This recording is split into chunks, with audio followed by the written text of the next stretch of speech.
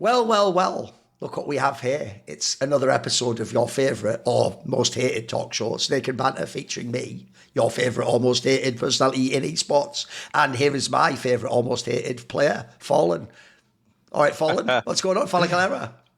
Hello, Thorin. Hello, Mauisnake. Glad to be here, guys. Looking forward for a good conversation with Thorin, my biggest fan in the world, bro. There you go. It's true. Here's the thing, mate. Actually, a lot of battles through the years. As people tried to donk on me, what people don't know, FalleN, is I did do a video in 2016 where I said you were the best IGL. That is true. That did happen once upon a time. Actually, let's start there, because I'm sure at some point... another one. I'm sure at some point, maybe if I have a time machine, mate, but there might actually, obviously, right now, people are going to want to ask this question. So actually, I have a question along those lines, FalleN, which is, we can talk about the AWPing angle separately. Actually, I want to know, since you've just won a tournament now, I remember in 2020, just before the dreaded COVID period where everything went online, we did that blast that was in London, the one where it was the new Blast Premier format with all those teams and the little groups, etc. And when we went there, me and Semler did that live stream before one of the match days with Blast was running. And you came on this, because at the time, Semler had criticised MIBR for not practicing enough, or I can't remember what the criticism was. It was something like that. And basically, when we were having a back and forth about why the team wasn't in winning form, you actually said at the time that you thought you'd sort of lost a bit of the feel for the games as an IGL, and that the meta maybe was out of control or so. Have you over the years, people now are obviously going to credit you because you don't open anymore, just as an IGL. If you win now, you're going to get your props as an IGL. Have you had a struggle with that over the years? As I said, 10 years ago, I would have said you were the best. I actually thought the first roster before you got the really good players, actually when you had all the bad players, that first year was pretty good. You were always winning man advantage situations. So is it something, would you say you have struggled over the years with that? I think that before I started playing internationally, I was studying the game to teach other people in Brazil for 3 or 4 years, from 2012 to 2015, 3 to 4 years. And then I didn't really have to play, much opportunity to play, but I was watching all the games and trying to understand what people think. And then I think at the very stage, I didn't have a super good understanding in practice, but in theory, I had a lot of things on my mind. So when I jumped for the first tournaments in 14 and 15, and eventually 16, we became super good. And when we get to practice what I was thinking. And I think when I also changed the steel and boats to FNX and Taco, that gave us the opportunity to play a little bit more default based because we didn't have time to really strategize everything. So I learned a lot in that period. And I think at that time, after studying for 3-4 years and then getting some practice time, I think I really understood the game very well, and we could be a little bit better understanding our opponents. That's why I think we succeeded a lot. We have the pieces, we had the understanding, and it went all well. And then a couple of years goes by, and I think 18, 19, I think the game was just different at that point. From 18, 19 to 20, there was a big transformation in the meta in CS. I think the game became much more info dependent. People were just going for aggro plays, getting for more information on mid rounds, and that was switching everything. A lot of the bases you needed for the game was under development. It was just different. And I think on that time, I was a little bit lost in that sense because all the bases I had for the last year's winning, and then eventually there was something else, something more that you had to be prepared for that I just wasn't at some point. But over the years, I kept studying myself, kept trying to understand the game. And maybe for the last years, even if the understanding was there, maybe my AWP power wasn't there. Maybe the other teammates wasn't just as good as you needed to win. So yes, but IGL-wise, I think the moment I struggled the most was after the success in 17 for 1 or 2 years, meta changing and really adapting, understanding it pretty well. One quick follow-up on that before we get into it, because obviously we've got a little bit of time before we go into it. One last thing along those lines is, you also made another transition in this last year or so, which is you did the cadiaN move. You went from being the AWP IGL, which is a very specific type of IGLing, to being just the IGL. Was there a transition period in that sense? It seems like that suited you quite well. It's interesting because I am exactly on the same table I was sitting when I just made that move. I'm right now in Relog Media here in the boot camp. I'm here after the tournament, and they just gave me opportunity to be practicing here. Thanks for the Yurik guys and all those guys. And I came here with molodoy for the first time and I decided to transition. And that was my reference was kind of cadiaN as well. And I knew it wasn't really a good transition and it was super difficult for him to adapt. So when I sat here on this table, I was like, what do I need to do not be a cadiaN 2.0 in a sense where I need to do something different? Because it's most likely what can happen, right? If I don't do something super correct, that's where I'm going to, and I don't want to have to happen. So I remember coming to this table and I'm going to put so much emphasis on my individual skill and making sure I'm doing all the micros on the keyboard correct. I'm going to pay a lot of attention to it. And if you download the first games I played, I think I played my BR on Anubis, one of the first games. My micro was insane. Like I was even on the warm up, I was doing some donk slides and I was hitting shots on those. I was like, dude, I'm on another level of the rifle, and I really felt very good individually. But I think with maps coming, and then I think I kind of stop putting so much emphasis into that and start working more into the IGL role, because I lately after those games I eventually lost some matches, and I was like, my contribution has to come the biggest on what I can do as an IGL into the team. So yeah, killing is important and all those things. I need to step up, I need to be on form, but where I need to be is I need to guide the team better. So if I have to sacrifice my numbers, if I'm not putting so much emphasis on my micro, that's secondary, But yeah, but I feel comfortable. I feel comfortable, and it was very refreshing too. After so many years playing, having the chance to look to the game from a different POV, challenge myself in different ways. Eventually, play taco roles, play cello roles, play all those guys. I'm like bashing those guys. You cannot do that. You should be thinking like this. That's how they do it. It's harder than you realize, right? Yeah, they will stop the review. Then now it's you doing it. Right. And you're like, okay, that's fucked up. Okay. It's not easy, They are super fun as well because it's challenging.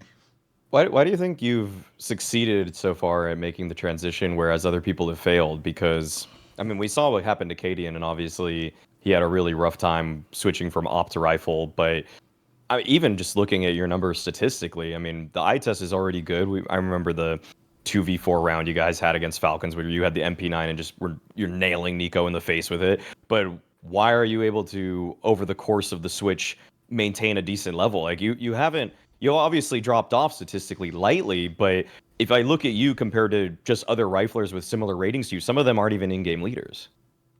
Yeah, so I think over the years, it has always been one of my characteristics. I have never been an IGL who would treat myself as a star in game, like in a sense where I would centralize all the plays around me, and then you guys do that because I'm going to kill here. I was always trying to feel myself into the shoes of what I can do to the team. And as an AWPer, that was pretty good in 16, 17 because the game was lower, right? Not many things happen at the same time, not many people contesting stuff.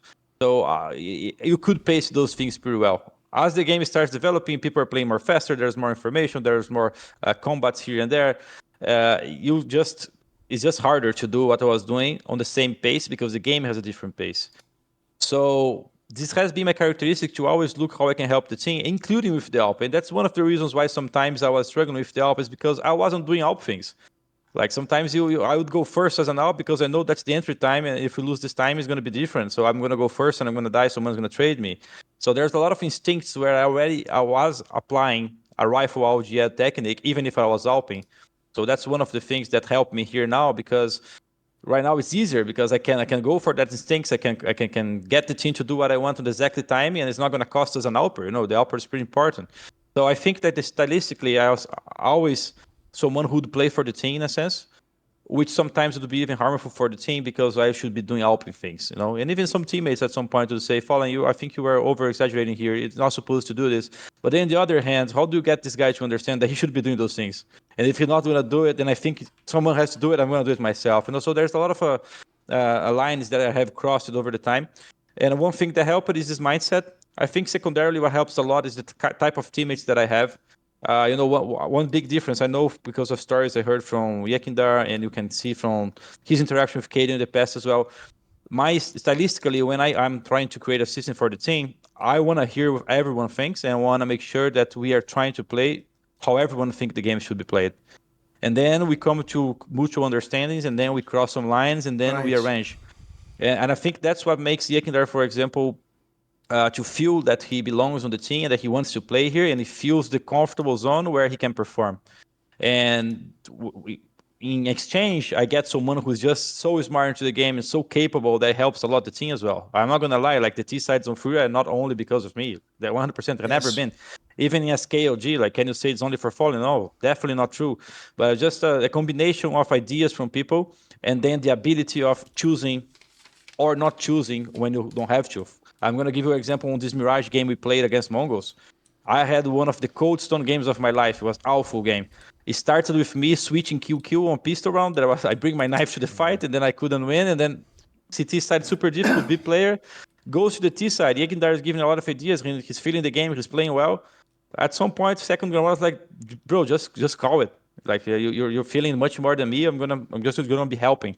So that game completely called by Marek on this game. You know, he's giving the ideas, he's calling mid rounds, and then match finishes. I like, bro, you carried the hardest one. He's like, we got 4 more maps to play. Second forced buy on Inferno next map. I'm back into it. You know, having a good call. So you know, I think one of the things as a IGL is also to trust people that are around you and make sure they feel comfortable. I think that's one of my best abilities and why I think it's working, and it's working fast. By the way, there's an easy segue. We can go into the first point because essentially I know the points, and your first point's actually about YEKINDAR, right? So what is the good point you're going to pick, FalleN? Yeah, my good point is playing with YEKINDAR for me has been fantastic. You know, I think one of the people that I really enjoy playing the most on the last years. And he reminds me of 2 specific players. Like, he really reminds me of Fur and of Stewie2K. Now, when it comes to Fur, it's because there's a lot of matches and a lot of moments where he's just going to take over what's going to do. And that's it. Doesn't matter what you think the macro is. Doesn't matter. If he sees opportunity and he thinks he has the right read, he's going to go for the play. And that's very, very important. For example, giving an example, we won 12-3 against Mongols, and then we had 1 round to finish the game, and they came back 12-12. Like, it was literally super complicated. They came back 12-12. First gun round, he already doing some exquisite micro outside. He's going secret with no smokes, and he's bringing he's taking the responsibility in his hands so much and helping the team to get around that changed everything. You know, and it's out of the IGL scope. It's just personality-wise. That's the same I had with Fear as well in the past. Like, Fear would be sometimes reading the game and just not respecting what's expected to do and just having his own ideas and making it work. And that brings a level of unpredictability to a team that makes you like really difficult to play against. So that's fair. That's first point. And I think the second point that I really like to play with him in terms of Stewie2K that I think really resembles me is the macro understanding. Like, he's able to tell words for people during rounds and during practice and during preparation that he's going to coordinate not only his game, but others around him. And Stewie2K was very good at that too. So YEKINDAR is very, very, very good. And it's been a joy to play with him because he has both the best of both worlds from different players that I know. You know, it's great to see. I'm super happy that YEKINDAR has found a home on FURIA. It did not feel like the version that we saw for the last 3 or 6 months on Liquid was even close to resembling his peak as a player. I'm also just, I mean, I did 2 podcasts with YEKINDAR when he was on Virtus.pro back in 2021, and just kind of getting a little bit of insight into how an Eastern European team plays and his understanding of why the team makes certain moves, why James called the way that he did. It was really strong. It wasn't just that. I think a lot of people mischaracterized him at that time, even that he was just some brain dead entry fragger that's just running in because he's told to do so. But no, he clearly has an idea of what he's setting up with the plays that he makes. And I'm sure that working with James, and I think he worked with Hooch pretty early on, like working with those kinds of figures definitely steered him on the right path. It kind of shows that the lineage of IGLs and having good figures around you, especially in your formative years as you're entering tier 1, is so important, because I'm sure that there's just a lot more logic that surrounds the plays that you're making, and it's not just independent of, are your mechanics good? Are you going to get the kill for us? And then you just shut your brain off. I'm glad you also make the Stewie comparison. I made the same comparison on the Blast Desk at the Blast London event recently, just thinking that, and actually that probably just like Stewie, great secondary voice, great aggressive player, probably shouldn't be an IGL himself just yet. I like him as the secondary guy. So I mean, I think that his resurgence as an individual has been really, really just almost heartwarming to watch, because he's also just such a great personality for the scene. So I'm glad to see him playing as well as he is too. I agree. Okay, it's an interesting angle. Like, I will say, before I get into the whole response, I actually have a quick question about Fur, actually, which is, back in the day when Fur was at his absolute peak in the SK days, where he was like winning MVPs, his numbers were bonkers. I remember there was a really crazy thing he said in an interview, bro, which I think you said. You said that Fur would actively tell you, because everyone remembers most famously on CT side overpass, he was just permanently pushing 24/7. And you'd think if you were the other team, you'd know he's coming, but somehow they could never stop it, like, no matter what angle he came from. And so people might think, right, he probably studies the demos, but you said in an interview something like, he even tells you, don't tell me any shit you saw from it, don't tell me any anti-strats come. I actually don't want, that'll throw me off. I want to sort of go in blind in a way and just make it out. Is that true? It's actually, yeah, it's a lot true. I would think for majority of the time it is true. Because, for example, there are players, when you start giving them information, hey, Sure. those guys might pop on your site this way at 138, like that's the time they do it. Then their game is just paranoid about this thing that you told them. And then I think it's information versus feeling, like Fear was feeling based. And he feels if he can control something Yes. and he feels that this type of play he has advantage, he's going to go for it. Doesn't matter who's on the other side, he's going to make it work. YEKINDAR, I feel like it's not too much feeling based. I think it's more information based. Right. That's a pretty big difference from Fair, Right. even though he does some from feeling plays. But definitely, if you had to put them on a rule, I would say Fair is on the other opposite Right. side of YEKINDAR, because YEKINDAR is a very much more studied guy in terms of understanding what's playing Yeah. against, what's meta, how does he counter something. Even the G2 Inferno game, for example, was crazy. We played Maups, I think, 4 times already on Inferno, and G2 always coming very in your face on banana controls on T side, like Maups looking for contents every time. After the game we got destroyed, like we go to prep for a week, and I'm telling Marek, bro, there's got to be a way of us working smartly, utility wise, and doing something better where the guy just can't hit our heads like easy as he does. There has to be a way. And then fucking i9 machine brain. YEKINDAR is like building 3, 4, 5 things, and he doesn't have to write down things, which is crazy. Like I'm like, slow down, bro. Let me know my stuff. Okay, which name? What do I do? Watch the first roll, second roll, and then I'm noting down. And then the game kicks in. He's like, FalleN, that one. Here I am with my paper, okay, which one I'm doing. And he's like, FalleN, once you understand what I understand, you don't have to write down anything. I know what I'm doing, all of those things, and what I need from you. So that's why I don't write down anything. Right. So he has such a big memory, big understanding. It's beautiful to see.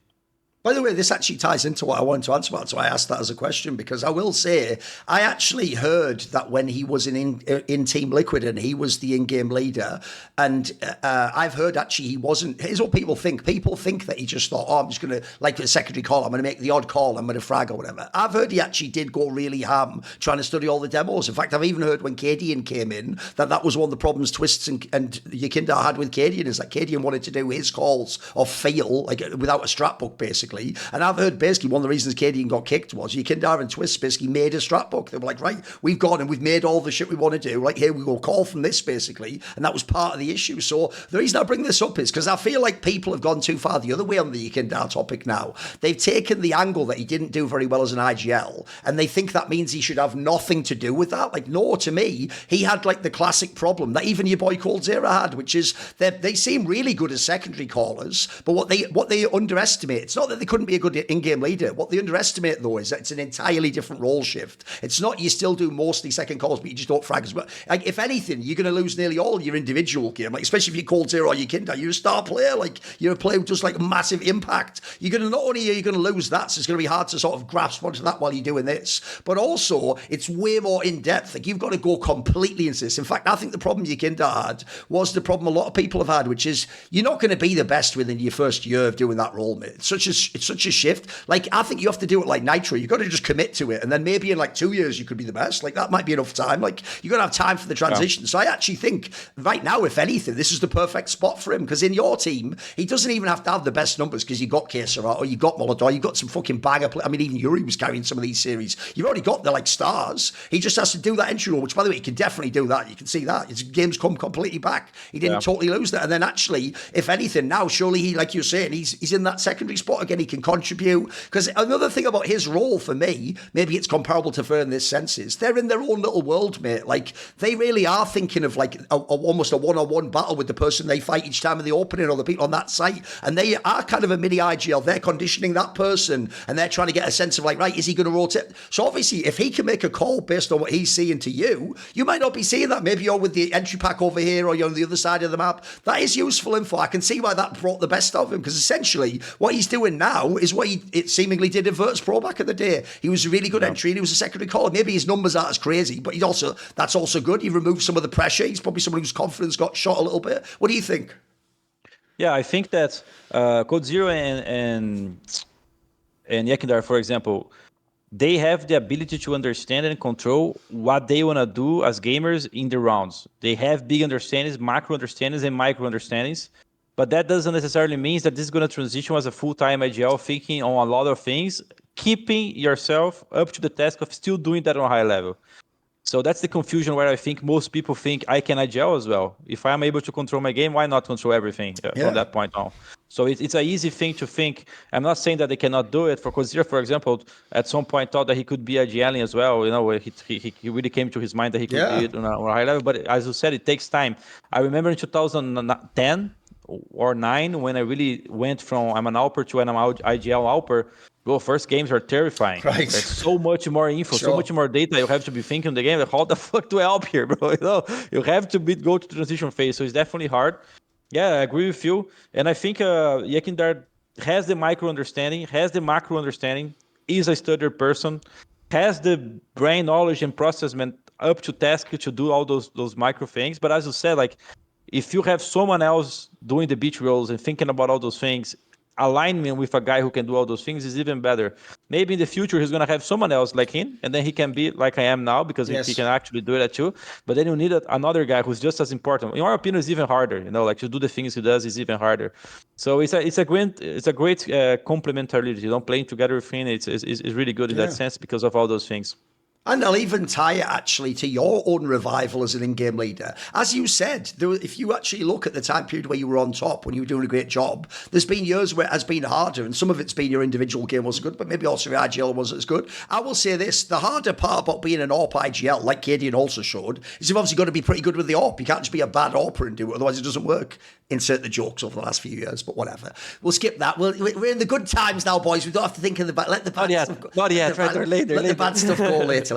Anyway, so the point is, obviously the harder part is you have to AWP, but I will say, the reason why if you can make it work and you are Jim, KD and FalleN, it can be awesome to be an AWP IGL is, you now control the AWPer because you are him. Normally, I can tell you, Zeus, the old Ukrainian IGL, every team he had was just based around the AWPer, but it was like him sitting watching the AWPer and trying to position that guy into his simple at Markov, any of them, so it's one less star to worry about. But obviously, if you transition off that, you're just going to be the pure IGL. So I think it's also helped you, FalleN, because as you said, the best period of your career was when you had Cold Zero in really good form, secondary calling, and it was the partnership, right? So it feels like you've gotten a good secondary caller yourself, because I feel like in some of the other teams, obviously I'm an outsider speculating, I feel like in some, like for instance, when Art was in your team, it didn't look like you two were on the same page, mate. When I go to some of the other teams, I don't even know who the secondary caller would be in some of these other teams. Like, I think, isn't an underrated detail. Essentially, here's the final thing I would say. I actually think the most underrated thing in CS is secondary callers, mate, because we act like every IGL's Carrigan, and he just sits there and then controls everyone's mind or something. Like, almost every team needs some secondary voice or someone else to help with the process, right? Yeah, to be honest, I think the work from a second caller and even the work from a coach sometimes and analysts and other players, it starts from building the idea of what the team believe in the game, like what really is good here, what really is good there.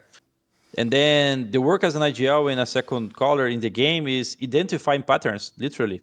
Like if we identify patterns, we see like we already know how to play the situation. Let's do this and that. Let's pause here and go later. Let's just pretend we're going there so we have space here. So you as soon as you understand the patterns, you are able to identify them. Then you can be calling good stuff. You can be reading the game well. So yes, and I agree. It's super hard to measure from outside. Who is putting the work? Who is saying that, hey, this kind of strategy are just not as good as those one in practice? This reaction is just not as good as this one. So all those comparisons, it's not only one person job. And honestly, I've never played on all teams, but I can only judge and expect that in all teams it should be pretty similar. It's the combination of all those factors. Yes. Like we get the karigan thing now as well. For example, karigan has been putting teams to the top for so many years, right? Like that's why we consider him one of the best, and if not the best. And now it's been a little bit difficult for him in the recent past.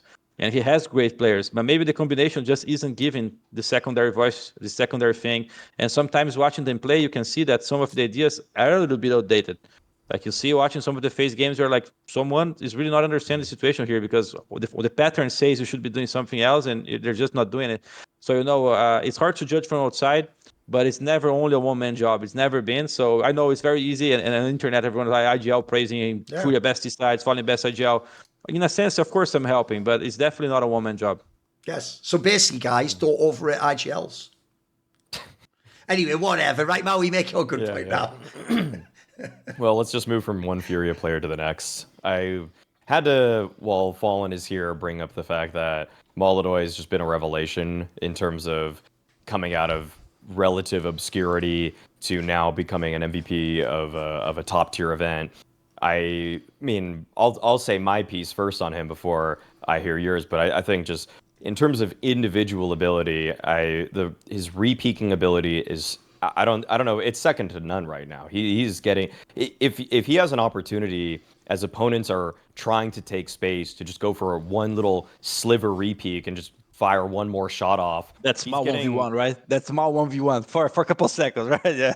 Yeah, he takes it, and he's so adept at it. Whereas in CS2, I feel like re-peaking with the AWP is really tough. It's harder than it was in CSGO. He's really sharp with doing that, and his ability to just become a battle AWP or two if a default gets really hectic because the CTs are starting to push you guys in, he can just whip around, just get a couple quick kills. He almost feels like whether he has a rifle in his hand, which he does oftentimes on T side, or he has the AWP in his hand, it feels like you have another rifler there. I mean, he feels like he's always ready to get a trade, maybe even get a kill that as a guy gets one and tries to peel off, he gets the guy before he's able to get away. I mean, even when he does have the rifle in his hand, his pre-aims are so good, his micro corrections are so good, his visualization of the next fight is so strong. I feel like there was some hiccups at times when he was maybe playing in the arena stages, but really versus just elite teams more or less. But after what I saw at Fisher, a lot of that seems to have gone away. I mean, the reps have clearly helped at this point. So yeah, I just want to hear what you have to say about molodoy FalleN, because he's been just, I mean, he's the rookie of the year so far. Yeah, I think that when this Rook of the Year conversation starts happening, before this tournament, I was like, whoever wins more tournaments from Falcons or FURIA is either kyousuke or him. Whoever wins more tournaments until the end of the year. So yeah, big advantage for him now that he just won one, beating kyousuke there. But there's more events to be played. You know, kyousuke can still come back. And I think it's going to be between the two of them. I think they're the two most incredible players this year that just came out. And, you know, molodoy, exactly as you mentioned, I think you described it pretty well. There's just so many micro peak performances that he has on every single aspect that is just beautiful to see. And it's one of the things that really got me excited about him. When I played against him at first, it was just a practice on Mirage. We were doing like a 3 mid 2A T side thing. He cleared 3 mid, jumping on the con box and killed the apps guy in less than 7 seconds. Okay. Like boom, boom, boom, jump con, boom. Suddenly 1v5, bro. The guy just in 7 seconds killed 4 of us with the AWP in a row. And I was like, there's something different. Nobody can hit shit like that.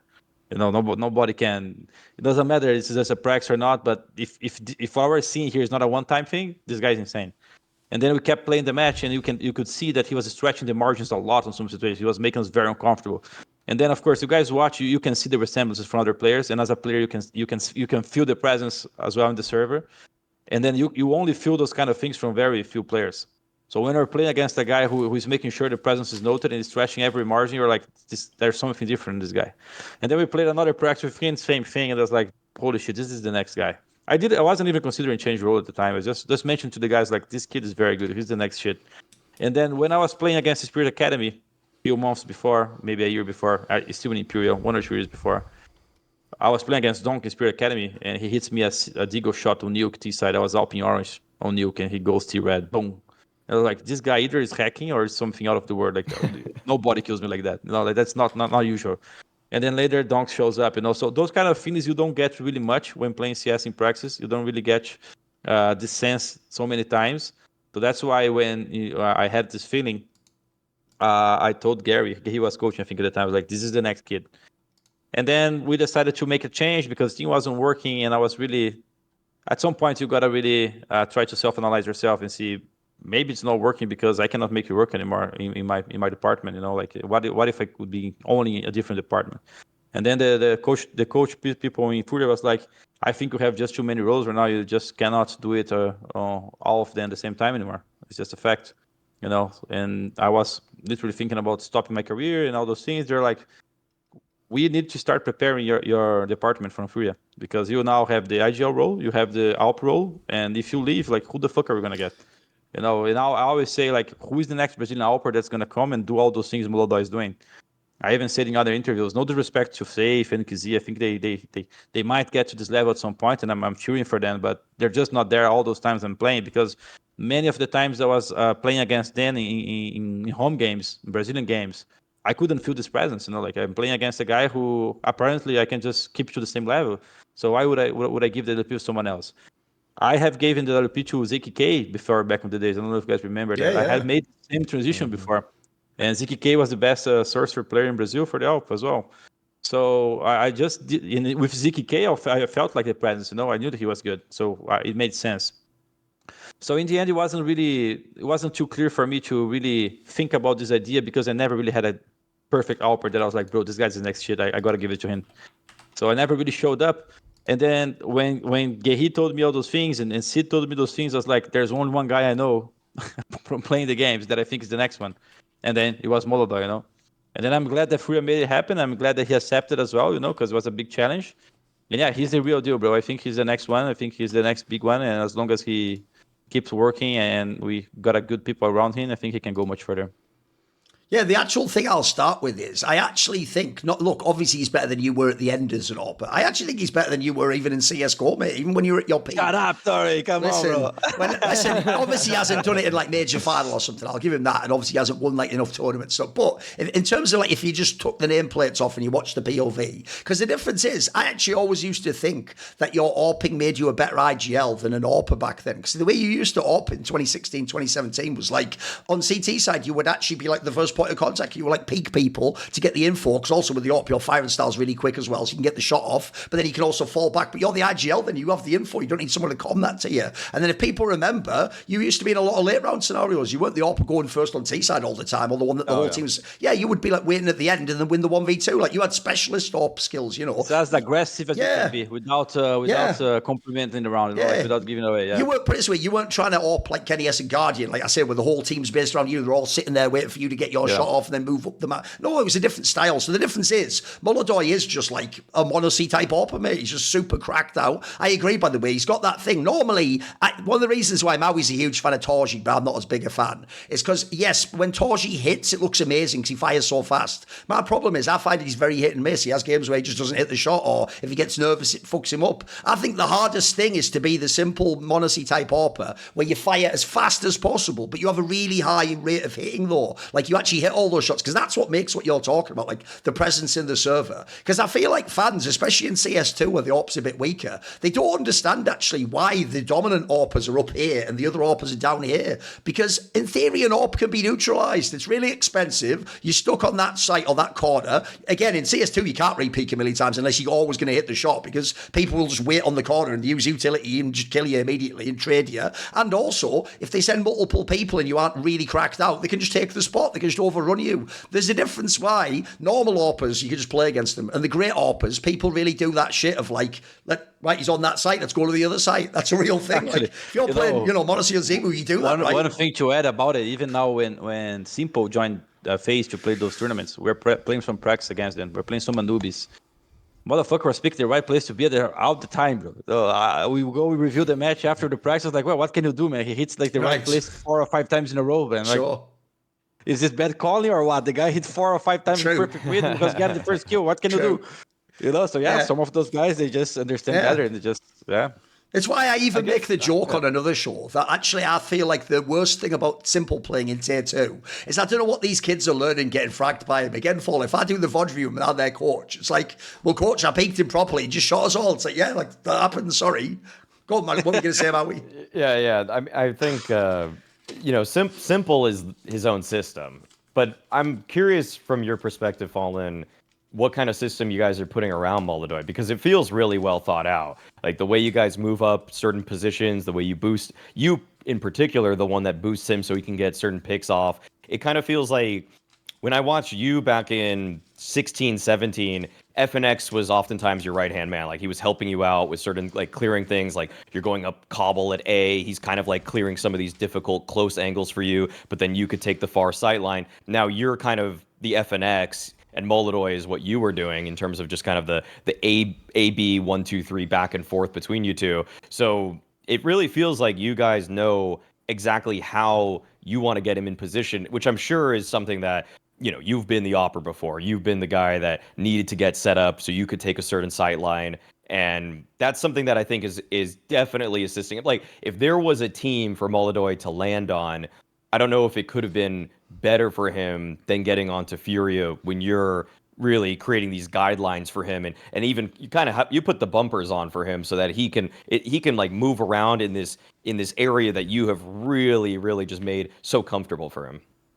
Oh, being completely honest, I feel like the department where I'm helping the most is the nade department, the support department, because that's what I was really good at with the AWP. Yeah. And also, there's a lot of times when he's trying to be this AWPer, he is, and he has sometimes, mainly in the beginning, has a little difficulties on understanding when is his time to be playing and when is the time to be enabling others. Because as soon as he enables others, then a situation comes by and then he can play. So if I think the department I help the most is, hey, now for this next 7 to 10 seconds, it's about setting up what we're gonna do as a team, and then you start playing again. So like making sure that he understands macro-wise what's expected from him in a support role. And in a sense, I feel like if he listens to me too much as well, then he's gonna lose the other side of the word. That is, I don't want to be throwing shit, mate. I want to be covering the guy who's gonna pick, and I'm just gonna get this kill, you know. So I think there's a lot of help in the team. In this department, I feel like I help a little bit in order for him to understand when he has to think about the team and then come back to the helping role. And on the beginning, we had some discussions, and I was like, you need to help the short guy on those two control short, mate. Like sometimes he's gonna be in a flash, you need to flash, and he'll be saying, no, I have to hold the mid cross. What if Alper shows there? And I'm like, I understand. It's true that Alper can show and you still have to flash. So what you gonna do? You know? Sometimes you're gonna be flashing. Sometimes you have to hold. So what we gonna do, right? And I think another departments, I think macro-wise, YEKINDAR is helping a lot as well. Even though he's not an Alper, he still say a lot of things. Hey, Daniel, you can go for this here and there. I expect this from you here and there. So there's a lot of people helping into this. But overall, I think it's his own capabilities. I think his own understanding. He knows what to do. I would say that 80% of the times there's no help needed. He knows what he's doing. And I think that the only department that I feel I really had to help is this understanding when to support. And sometimes, for example, those two, our rotator is going more towards mid B. He's holding short by himself, and I'm telling him, if you play on ramp, you gotta hit 3 or 4 shots for us to win the round. They're gonna kill you. Have no up anymore. They're gonna pick me long. I cannot play long. If you can get one from the corner and then survive, we're in a 5v4. Eventually, the team is gonna come by. They're gonna do something as 3. You're gonna enable me up. Maybe we kill lurker long. So team-wise, it makes sense if you play corner to survive in this situation, than to play ramp and get all the kills. And then I think he's getting a little bit of experience on where the team needs him right now. So, but other than that, I think it's 90%. He have it. Those kids nowadays, they just have it. Like you cannot tell me that the Spirit guys were teaching Donk too much as he was playing after Spirit Academy. No, they just come so ready. Like kyousuke now on Falcons. Can you tell me that he's learning majority of his game from Nico and all those guys playing the game? Like Probably not. Probably one thing or not, but overall, they're just so complete as they get to go. By the way, I will also agree that's actually one thing that was underrated about your game in the latter years. You were one of the best for like flash assists and keeping the enemy flashed as an AWPer. Obviously, most AWPers are the ones that they don't throw the utility, so actually you were good. That's interesting. You can help him develop that. The last thing I'll say on the molodoy angle is the other reason why it's actually good timing now to do this is a good point is, look, anyone who saw him join FURIA way back at whatever that PGL was knew the guy was good and that he was going to make the team better. But actually, if you watched at the major, he did have a really bad stage game against Payne. Now, look, people forget he was good in Cologne. I'll give you that one. He actually was good against Maus. But then he had a problem at the Blast as well. He had his issues in that match as well. He was way better in the arena of this tournament. Like, that's the other thing. People have to realise playing on stage is like a whole new game. Essentially, he's a rookie to that world. So, actually, that's pretty quick, mate. He's only had a few opportunities. He's already now had a breakthrough and had a big carry performance. So, I actually think that's the last part that I needed to see, like, checked off. So, we can have these discussions about, like, is he like the third or second best AWPer in the world? Like, that's a real conversation now. If you don't do it in the arena, then everyone's going to always put, Torji and Shiro and all these other people above you, and you're going to end up like 5th or 6th. Whereas, like, I think now you can have a very serious conversation, and I think most people would agree that, like, this guy is better than Wonderful. This guy is better than maybe Torji. He's obviously in the mix with Modesty and people like that, and then Zebu's at the top, isn't he? So I think that's a big deal too, because oftentimes some players take years to adjust on stage like that. It seems like he's already there, mate. Yeah, honestly, I think he is already there. It's faster than people would have expected, and I agree with you. Like every debate we had before winning a tournament would be like, can he win it? Can he sustain when the pressure kicks in? And all those things. And I think he did it. And I think this is one of the wins as well. That's going to help not only molodoy. I think that goes for Castriot as well. Go for the other players. Right. just this inner feeling, knowing that, hey, bro, I have already done it. I know I can do it. Sure. It's just another fuel, it's another gear into your battery. So I think that's going to help them a lot, because now they have this inner feeling that they're capable. And as long as this doesn't just surpass to a point where they feel they're entitled to, which is another conversation. I won one. I should be winning the next one. It's a little bit of the same thing, Sure. but just more poison, So as long as they don't feel they're entitled to, but that they can do it, I think it's a good thing. By the way, I have one last question, just out of curiosity before we move on, which, since we're talking about molodoy, when you made that lineup, I can tell you, FalleN, I don't know anyone who said it was a good roster move. In fact, everyone was like, what the fuck? Because obviously the story's like, Brazilian team, everyone's only thinking of Brazilian players. Like you say, NQZ would be the people thought you should sign, or maybe Safe comes back or whatever. No one ever thought, like everyone basically woke up and it was like, so they've signed a Kazakhstani AWP and YEKINDAR. Like, what the... So internally in FURIA, did you guys also get the sense of like, this is a gamble? Did you realize like it's going to look stupid if it doesn't work? What were the thoughts internally? So internally, we decided that, hey, FalleN, eventually we're going to leave and we got to start moving, and if there is a good chance, there is still a good IGL. There's a chance where if a better AWPer, and if we get the right pieces, we could be better insta, And my inner feeling was that, honestly, any other AWP that I put in was going to be able to do pretty much the same thing I was doing or better.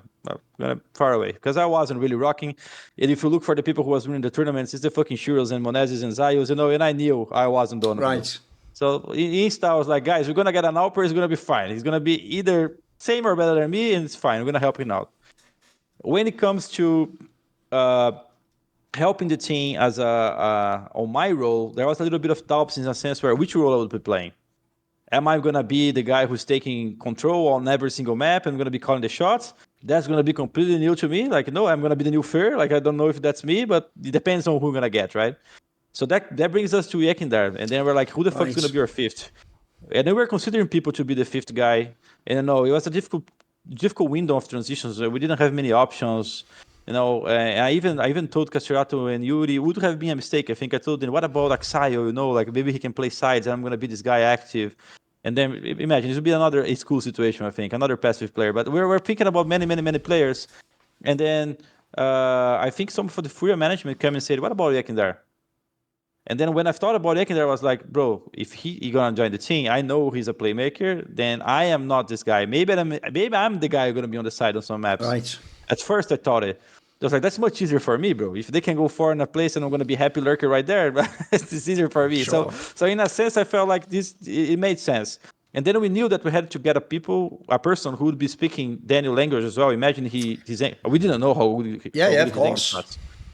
It could be atrocious. Like, it could be lying on the internet. Like, can you speak English? Yes, I can. Umbi, that's it. Like, in a sense, his English is much better now, 5 months in.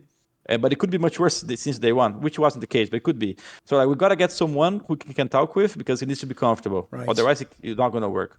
So YEKINDAR was a full package, because he wasn't too expensive from Team Liquid. He was leaving at the time. He was benched. And Team Liquid's organization that really helps people get in their way into their careers. They did that with me. They did that with YEKINDAR. You don't see them locking anyone up because they want more money or something like that. They're really good people. So YEKINDAR was a no-brainer. And at first, internally on the team, when I told the other players, I was like, guys, what about YEKINDAR? Some of them were like, but he's not playing well. Like, how is that going to help us? Okay. And then Akari said us, get the guy on a Google Meet call and talk to him about CS. You don't know, And then we get the other players. Let's talk to YEKINDAR. And then we made a Google Meet call.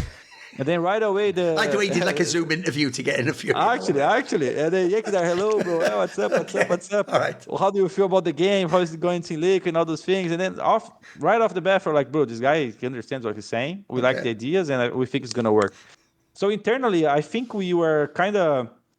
It is risky, but if it works, it's going to be good work, because AWPer is going to be better. If FalleN fits in the IGL role, which you don't know if it's going to be bad or good, it's going to be good. And then if YEKINDAR is fucking come back, we know Yuri and Caserato are very good.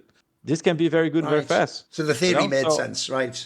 So I think in theory, we knew it sounded risky and super random for everyone outside. But internally, which other options did we have? As you said, like, if we wanted to buy other Brazilian players, if we tried to go for Insani and QZ, for example, let's say we want to go that road, we would be spending 3, 4, or 5 times more. Sure. And honestly, who can guarantee success with those Absolutely. players? We cannot guarantee success with any players, but that doesn't make sense. And then luckily, Akari was like, "Do you guys want to make it happen? That's it." And then he made it happen. It wasn't cheap. Molodoy wasn't cheap, bro. I'll tell you that, but he made it happen. By the way, I also like to tie to what you said at the beginning of the show. There's a famous quote that I'm actually like credited with saying, which is apparently once I like became a believer in the Luminosity team when you were really good, right around the time you were like about to win the major. Supposedly I said something like every team needs a taco, and the joke is you just made yourself the taco. You're right. Like that's one thing that FURIA was like a super team before you didn't have that player. So you've just done that role yourself. Cool. But every team just needs someone to take the slack up, right? I still believe in that. Like for example. There's many rounds when I'm gonna go pistol. Like there's a specific round against Mongols on this final. I'm calling something overtime or pre-overtime, like very close. I think last round, I don't know. And then I see Molodoy has a fucking Tech-9, and we're going 5 secret. I think 4 secret. I'm like, Dylan, give me this fucking Tech-9, And then he got the AK, and luckily or not, it's against Falcons. kyousuke break the main smoke, like the first smoke outside. And there was Danny with the fucking Tech-9. Oh no, he had an AK, so he kills Kixan there. And then it's already an entry for us. So there's a lot of small details like that where I feel like I'm going to make sure I have the lesser chances of doing something, but I'm going to position myself on the biggest scenarios where I can either get a gun or I can play around it. Doesn't really matter. So I'm always looking to empower them the most I can. Like every single round, I have an AK. Hey, YEKINDAR, do you want an AK, bro? Like every round on CT side, for example. Okay. You want an AK? You want an AK? So, I'm always trying to give them the best chance they can to have success at the cost of my own game. Okay. And I think that's part of the job. That's what an IGL is supposed to do. Yeah. By the way, I will give you props for that, because one of my biggest pet peeves always in CS would be those rounds like back in the day when like Zeus would have an AK and Simple had a deagle. It's like, bro, just give him the AK and he'll get you a gun. Like he'll kill the guy, then you pick his gun up. That's the way it works, Come on, boys. Yeah. It's not like I agree. Yeah. I agree. Yeah. Okay, my good point actually segues perfectly into what FalleN was hitting at the end there. I actually thought it was a good point because there's so many flaws in Falcons right now. I'll tell you one thing that I think is just unquestionably good. Bro, kyousuke is the truth. Like there was all that drama around this roster move after the major of like, oh, should they do it though? Or is he actually going to be as good? Wow, he won't be as good as Donk. Bro, I actually feel like he's underrated now. Like people actually do expect him to be Donk, which no one can be. There's only Donk, but he's the only one that ever did that. If you take Donk out the equation, this is a fucking amazing rookie performance. Like as far as I can tell, guys, he's only had 2 bad games, and those are 2 arena games. Like against also like teams that were good, like that went to the finals of those tournaments. Like this guy is cracked. They have plenty of problems in Falcons. Like almost every other player has their own issues in some sense. But I don't think kyousuke seems like he has any problem. I even agree with FalleN. I don't buy that whole thing of like, oh, he joined the team and Nico topping up. He didn't. He walked in and in the first game he was doing this. Like, yeah, I agree. That's the craziest thing is he looks almost like if you took the nameplate off, you would just think this was just a top 20 player in the world. Like he just looks like a really fucking strong, aggressive rifler. So I've kind of been loving it so far. That's the one part about Falcons I can enjoy everything. What do you think, FalleN? What are the thoughts on kyousuke in general? Were you thinking he was going to be this good? Was there this hype for you? Yeah, so kyousuke, I was playing against him when he was on the academy team, same as Donk before, and you could already see that he was different than the teammates. He was performing better. I played against him a couple of times now. You feel the presence on the server. He is very good. He skill level wise, as you said, not Donk, of course, nobody is, but very close to what someone else can be, in that sense. And when we think about things that he could be missing, I don't find many, honestly. I'm going to give you one. Maybe a little bit more unpredictability on some holds. Right. Like we exploited him on nuke. Like we knew he was going in front of the smokes on radio. Right. And we had a set call where we would grenade this shit in front of radio and going to kill him, spam the smoke. And we did it. We got around like this.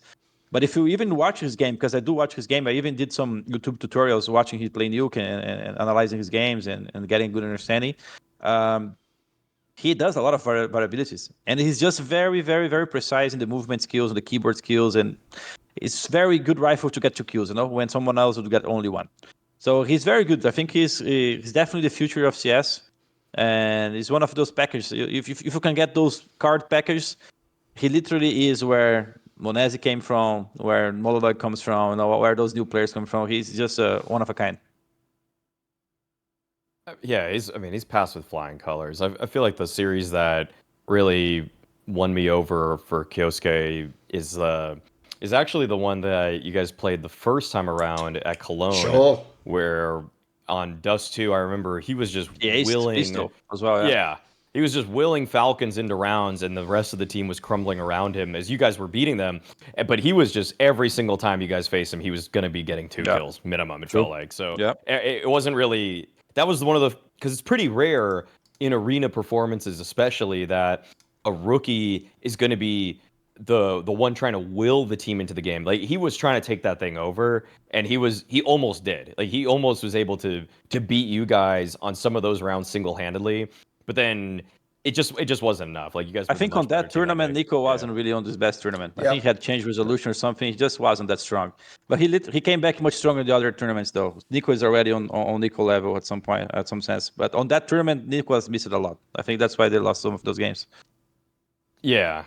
I mean, his kyousuke's aim overall is just. I mean, I think he's a top 5 aimer in all of riflers right now. I mean, he's just.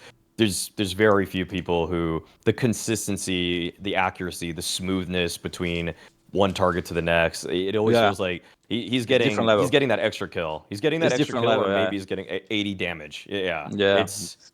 It's so precise. Maui, there's something about that as well. I think I heard on a Zonic interview as well that they made sure they were putting kyousuke in all the positions to get him comfortable. But all the other players, in some sense, like change some positions as well, and it does take time to get used to some of them. And if you look to Falcons this tournament, they could have beaten us on first map, and the second map was pretty close too. And all the other games, they spanked everyone. Yeah, like they were literally one level above. So they are a very strong team. Even though they didn't win this tournament, they could have had. I honestly think that if they had gone through us, they would be winning the tournament. I think they were very, very strong this tournament. And competitions are like that. There's some rounds you win, they're like the 2v4 I beat them on the MP9 round. Like, what can you do, man? Like, how can you prepare yourself not to lose a round like this? Just some stuff just happens. Counter-Strike is complicated. Sometimes magic is gonna happen, and I think this is one of those moments. Yes. Also, I mean, I'll just throw it out there as well. I do think as well that you can argue how Falcons have GM'd their squad all you want, but if you can get a player like that, you should. Because even if this roster doesn't work, if you do it right, he could be like Zebu to Vitality. He could be here in 5 years, mate, and still be the star player. Like, listen, you can figure out the Nico thing. Maybe one day Nico doesn't play, but I'll tell you what, I would keep hold of this fucking guy. And if you can ever sign a player like this, you got to do it. Yeah, he's unbelievable. Okay, like people may have early on slept on the potential of kyousuke, but if you want to get some sleep in real life and not be a fool, then obviously what you need to get is our new sponsor, the wonderful Manta Sleep, which I've got one here. By the way, what's good about this is, sometimes when I do the ads for the Ridge wallet, I always say the thing I think they've solved is it's just something you didn't think of, but that makes your life slightly better. And it just makes sense. That is what they've nailed with this. Because if you want to have a nap or sleep, one of the biggest problems a lot of people don't know actually is you should ideally have it be as dark as possible in the room. Literally any little bit of light, and by the way, we all know this, hotel rooms, of course. Any little bit of light getting in can really throw you off. And also, a lot of us are gamers. We all have PCs in the room with little lights flashing, modems, our phones charging on the desk.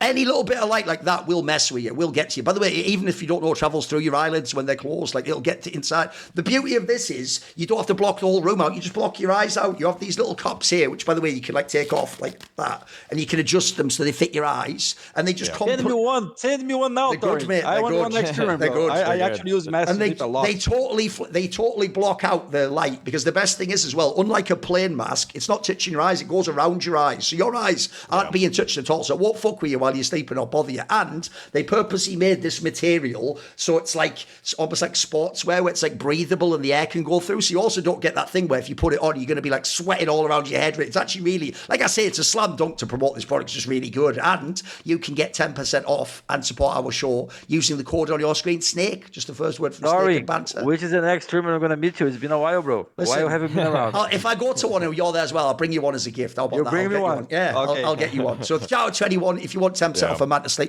use the code Snake. They are actually really good. And obviously, I've used it. You can use it during the day, get a little 20-minute nap in. That's my style. Set a little alarm, 20-minute nap, a little refresher. Yeah, it's actually a banger. It's an easy one to promote.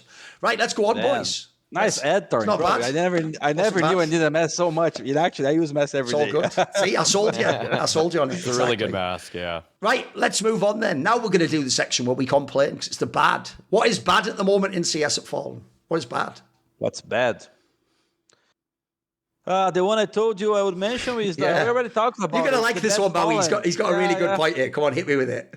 Yeah, the bad FalleN went missing after the librarian code from Thorin after that blast Denmark, right? Copenhagen. The They first never saw blast bad in FalleN again. basically FalleN just said on camera that he doesn't think he was that good at AWP after 2017. You know what, FalleN? You take it away, mate. 17. Okay, maybe 19. All right. All right, 2019 then. Okay, fair enough. Okay.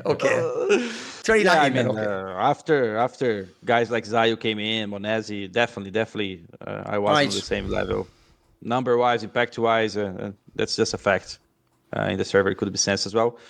But yeah, but like I said, I think we had hinted on this topic a little bit.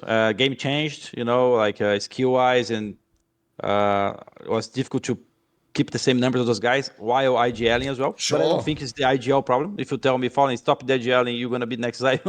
I don't think so, brother. Those guys have a different breed. So it wasn't only about IGLing. But yeah, I'm happy with the resurging with the rifle. So maybe we can hit on another bad topic. What's bad on CS? No, by the way, I think that's a good one. Let's just cover this first. So, Maui, what do you think? Essentially, what he's saying is, like, if you remember, Bad FalleN was the persona, like famously, like at that blast, that he was that was why he was like the librarian. Remember, it's the idea that when he rocks the home crowd, they're so shocked by him, like doing all the epic clutches that like they all shut the fuck up and go. That was kind of like his alter ego, but it's true because he hasn't had that many good tournaments with the ops since then. That kind of went away. That he just became. That's why now it's all the professor and presenting and all that shit. But that was kind of like your wrestling personality was Bad FalleN, right? With the glasses. I thought it was pretty cool. What do you think, Maui? I actually, I mean, I have more of a specific question. I feel like, yeah, after 2019, it feels like you weren't the same opper. I think there were times where we would see the rounds here and there. You'd have a couple really clutch rounds. I remember some stuff on Anubis you've done where you're just fighting through the doors. It felt like you're battle opping the way that you used to. But we just saw those moments so much more infrequently.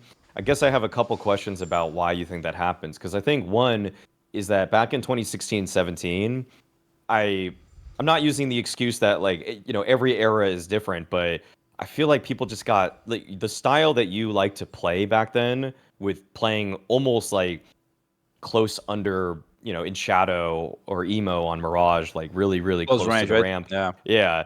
I think the utility that people use now and the trading and the spacing that people have now makes that kind of style impossible. I don't think you can make the same moves that you did back then unless you are even 20% faster than you were then. So the first thing I ask is, do you think that you could still battle up in that same capability when teams are as well drilled as they are today?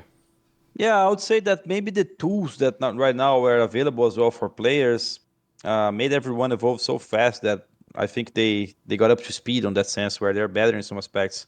Because back on the days when I was on my prime and I was playing on the AWP on a very high level, you couldn't really watch matches on the website, just scanning and seeing what people would be doing, what are falling movies. You had to go to the fucking VOD and watch the rounds and fucking write them down. I think Yes. this opera likes that. You have to do the job manually. And that's something I would be frequently doing. Like I was literally watching VODs before matches. That was my preparation for games. Where can I put myself to get the first kill? CT side. What are the tendencies? What are their defaults? And where do I put myself in which moment to get this first kill and leave alive? So that was my goal. So I think like maybe I was able to do something by watching the VODs that other people were not able at the time. So I was smart enough to come with those plays and position myself wise. And later on, I think this advantage was gone because everyone was watching everything. Everyone could watch everything, could see their plays, So I would have to excel in a different way. And I agree with you. Yeah, I think my opponents got better as well in that sense. They really get better trading, better space between themselves, and better CDT usage. So yeah, they made it harder for me. Okay. The second question I have then about it though is that CS2 still feels a little harder than CSGO did. In the very beginning, I thought CS2 opping felt bad, like legitimately incredibly hard to do.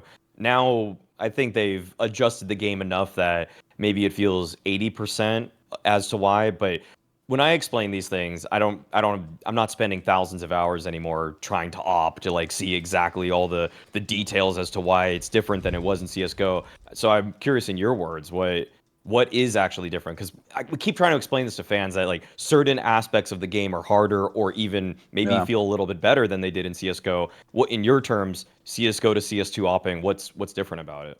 I think the biggest difference, and it's the difference that everyone else feels because they play online, is the fucking big difference. Like if you are playing online with the AWP, and someone else come right eye peeking on you and they do the perfect move, there's nothing you can do, literally. Doesn't matter who you are. So there's an advantage just on picking and entering an angle the right way, like visualizing where you're going to be, that if you are there, doesn't matter who you are, ping-wise, you're dead. So that's online CS for you. When we go to the LAN, I think this factor is minimized a little bit because the ping is 0, everyone is on the same network. I think that's not too OP. Like the Alpers maybe can deal with a guy visualizing something and coming to kill, but it's still not the same as CSGO. But when it comes to online, it's just unreal. I remember the first days of CS2 as well. The first thing that I had to really force my brain to think is everyone is going to show up 3 steps more right than you think. We're holding an angle. That's where you usually think you're going to show up. Yeah. Okay, now go a little bit more right. A little bit more right. That's probably where they're going to show up. So like the spacing between what you expect them to show up and where they're showing up was just so far off. And I think that I realized that pretty fast. And if you look back, I don't know if you guys tracked that down, but on the very first games of CS2, I was actually playing pretty well with the AWP. Like compared to the other Alpers, I was handling it well. Even Brazilians were like, fuck, falling back, like he's playing well with the AWP, new updates helping us. I mean, within time, it was hard again. But at the first time, I felt like it was a really, at least understanding this well, to a sense where I was getting the kills, which other people were not. Like many Alpers in the very beginning were like struggling to get those kills because they didn't realize like it was much more right or left than they thought. I mean, this is when you guys won that Elisa tournament, right? It was the same sort of time period, I'm guessing? Yeah, kind of. Yeah. So yeah, I think those are the main factors. And interesting, I had a highlight on LAN now on Secret with the WP that felt so weird. Like I was playing Secret with the AWP, and then first kill was for free, a kill Blitz coming down Secret, and then I molly, I moved back, and then I wanted to go for more information on Secret because we're playing 2 lower, 2 upper, and if they hit upper, there's a big chance we're going to lose this round. So I was in Secret, I was like, I don't want to be in Secret. Like someone has to go for a move, and it's going to be me. And then I start walking with my AWP like I'm a rifle, looking for some kills, and they start showing up on my screen. So it was Dan picking against me also moving with the AWP. It was so weird, such a weird clip. And it was actually crazy good with the AWP. Like I got the kill super easy, they had no chance, but it felt so risky though. You cannot be doing that all the time with the AWP. So yeah, the AWP is a little bit different than it was in CSGO for sure. And, maybe molodoy doesn't feel that way because when I talk to him, there's a lot of shots he says, this shot is easy, this shot is easy, this shot is easy. And I'm like, bro, this is not an easy shot on my books, But yeah, maybe the others find it more easier than me. Okay, on this topic, so first of all, to rewind it to like the bad FalleN era, like I said, I actually touched on it earlier. I think one thing people weren't looking at is because you were the IGL, you actually AWPed very differently to a lot of the other AWPers. Like you weren't just a standard AWPer whose own job is just get 20 kills in a game. Like you were using it as part of your tactical approach and how you saw the game and how you interacted with your squad. So I do think people probably underestimate that, like the opposite of what you're saying. In the same way as you checking demos helped you get an edge on other players, I can tell you the era when you guys were winning all the championships and in the major finals and stuff was the era when actually there was obviously coaches and IGLs watch demos, but I can tell people back then star players never watch demos. So the kind of rifler who's going to walk into your AWP scope doesn't actually scout out where you're going to be. He doesn't look at heat maps. He doesn't run through. In fact, actually, a lot of the tournaments, you might only have 2 hours before the next game. You didn't even have time to do this stuff. In the modern day, people go way deeper on all that sort of stuff. And actually, teams do have to sit and do a review. And the coach and the IGL do tell them stuff like, right, this AWPer likes to get set up this way, or he falls back when we do. Like, they just have so much more info. By the way, I actually think, FalleN, it's not just you. I think every AWPer would be slightly worse if they didn't adapt to this meta. Like, if you put Kenny S at the end of CSGO, he wouldn't be able to do the stuff he did at the beginning where he just repeat the same corner 1,000 times. People would nade him or flash him, or they'd fight him with 3 people and triple peak or whatever. There's so many things he could have done. Better. Yeah. And then also, on this demo thing, I can tell you, there was a lot of stars back then that were lazy. So I bet this did give you an edge and bridge it. Because, like, put it this way, I'll use the example of Kenny S because he was a mate of mine. There are years this is why I always tell people Kenny S is unbelievably talented. There are years he got HLTV top 10 player, and those were years where he wasn't even playing except the scrims. He would play like a 5-minute DM, do the scrim, and then just fuck off and go drinking or do some fucking video FIFA or something, And then he would play the official lands and still be like, not the best player because he wasn't playing as hard, but he'd still be like a top 10 player in the world. Like, people back then were way more crazy. I mean, I'm sure you know some of the stories. If I was ever in a nightclub on the 3rd day of a 5-day LAN, I'd see superstar players like next to me at 3 in the morning, and I'm like, mate, I'm going to feel tired tomorrow. I don't have to play the game. So back then, everyone was way less professional. I feel like in the modern day, It's like sports. You have a whole team analysing you, finding every mistake. You have to keep updating your playbook. You can't play the same way. So it makes sense. And also, without the angle that like being older makes you worse. You are much older than like molodoy. How old's molodoy compared to you? Molodoy is 20. 20, fucking hell, so he's 14 years younger. Like, look, it's not like you can't compete with him, but he should be in his prime, obviously, yeah. And they think about all the young Orcas now, they're all young studs who have crazy mechanics. And by the way, the amount of money in the game now, let's throw that in as well. Back when you were playing, everyone had all the national teams, so that means like they have to find a player from that country. So a lot of teams actually didn't have that great an AWP. Like, the joke is like Guardian played in Navi, even though he was from fucking Slovakia. That doesn't even make sense. Like, now, just from CIS region alone, it feels like they just turn out AWPers all the time. Like that's where all these Jambos of the world come from. There's so many AWPers coming out. It's nuts, isn't it? Like, there's a bunch that still haven't even made it. The Gricks of the world, etc. There's so many out there. It's nuts. That's why the joke is, like, shout out to that other team. That's like, yeah, now we're recruiting non-Brazilian players too. What's the team that just did that? MIPR? Yeah, MIPR. There you go. That's hilarious. That hey, we have molodoy at home or whatever. Like, whatever, bro. It is what it is. I get it. But no, I think some of it makes sense that it's gone down. I will say one last thing, though, which is I also do think people underestimate that even in your prime, like I say, you weren't the Kenya style AWPer. One thing I always thought you were the best at as an AWPer was in the clutch rounds. Like, there's another thing I think being older and being the IGL must have helped you. Bro, in the modern day, I think a flaw young players who are really skilled have is they're too used to winning the duel every time, so they take every fight. And I've always thought the battle of IGLs and coaches normally is to convince that player you don't always have to fight. And in your teams, famously, you were the guys who didn't take every duel. You would, like, when it was a 2v2, you would sit back. You would almost be invisible, and then the team would have to walk into you. Bro, if you're an AWPer and you're the clutch run play at the end, you're going to get so many off-angle kills or sneak through. There's another thing you used to do back in the day that was really impressive. When people are on stage and they get nervous, the default response to being nervous, I find, is people just close their game down and get very predictable and just make what they think is the right play. You were always doing that shit where you'd step in front of the smoke or try and catch a flank angle. Like, this stuff will give you an edge, mate, especially over people who are scared. You never looked like you were scared on stage. That's actually why also the bad FalleN persona was pretty cool, because it gave the vibe that you didn't give a fuck and you were just the villain and you were just loving it. Whereas, are you someone who got off on, like, being in clutch scenarios? Did you ever feel nervous?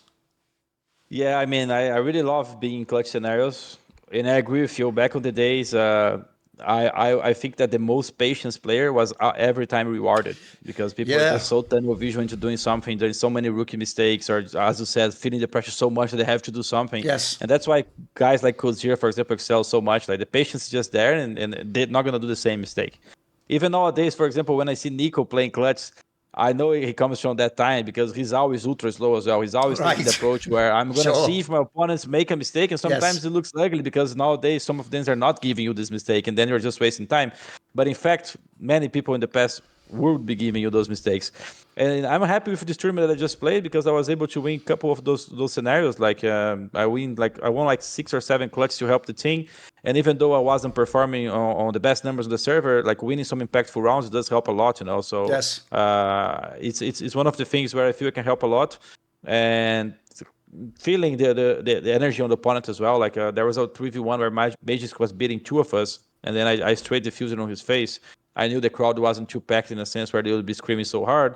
He just got 2 kills, and I'm like, I'm going to defuse this. I don't think he's going to play, you know, and it was just the right play.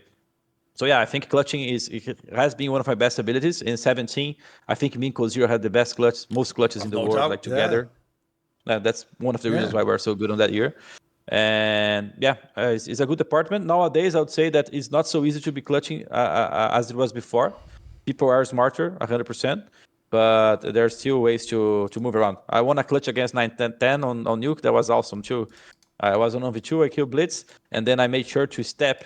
I knew he would be around main area. I was T-spawn, and I knew that I had to make him hear my sound steps. Like, I made sound steps going outside, and now, like, from that on, bro, you're not gonna hear a single shit. Like, you have 50% chance of being right. I'm going A or B, and you don't know. You know, I'm not gonna make a single sound. And then I planted on B, and I beat him in 1v1. So, you know, there's still some tricks you can pull off that's going to work regardless of who we're playing against.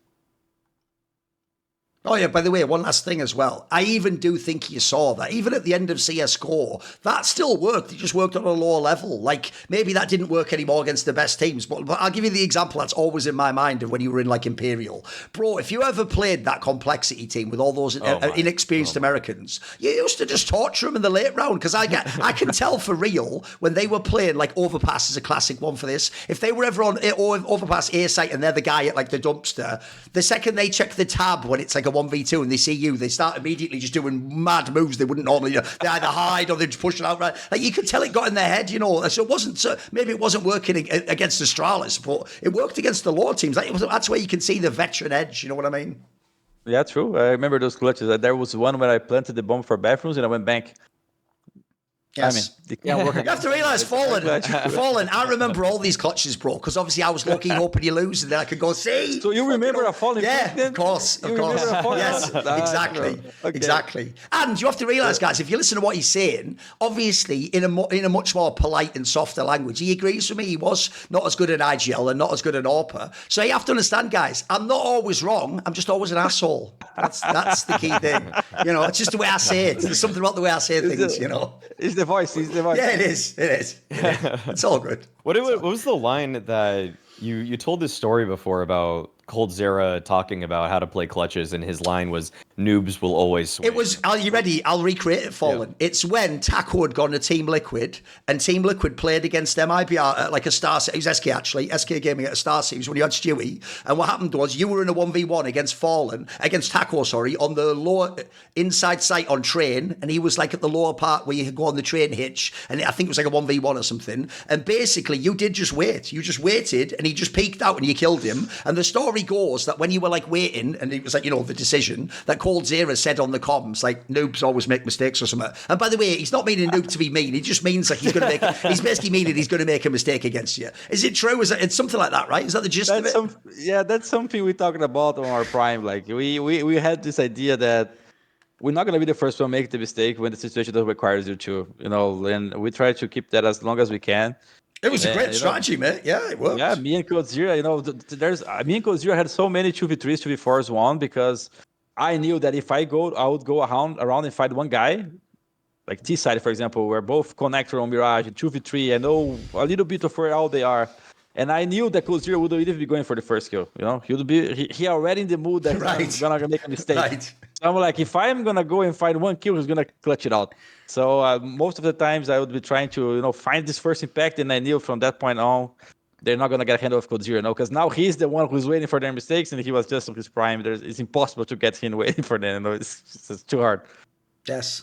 By the way, I hope people now understand. It was never, was it coldzera? Was it? It was both. It was the combination of both. It was like an amazing marriage, but like an amazing marriage, sometimes it doesn't always last forever. Sometimes you have to break up. It's all good. You've got a new wife now, with that analogy. That was amazing. I love playing with coldzera. He was a very complete player. Very smart. For me, from the people I play in the arenas, the one with the most arena presence. You know? Oh, for sure. It doesn't show, bro. No, here's the difference. Arenas, I've got a line for you, FalleN. Here's a good one for you, right?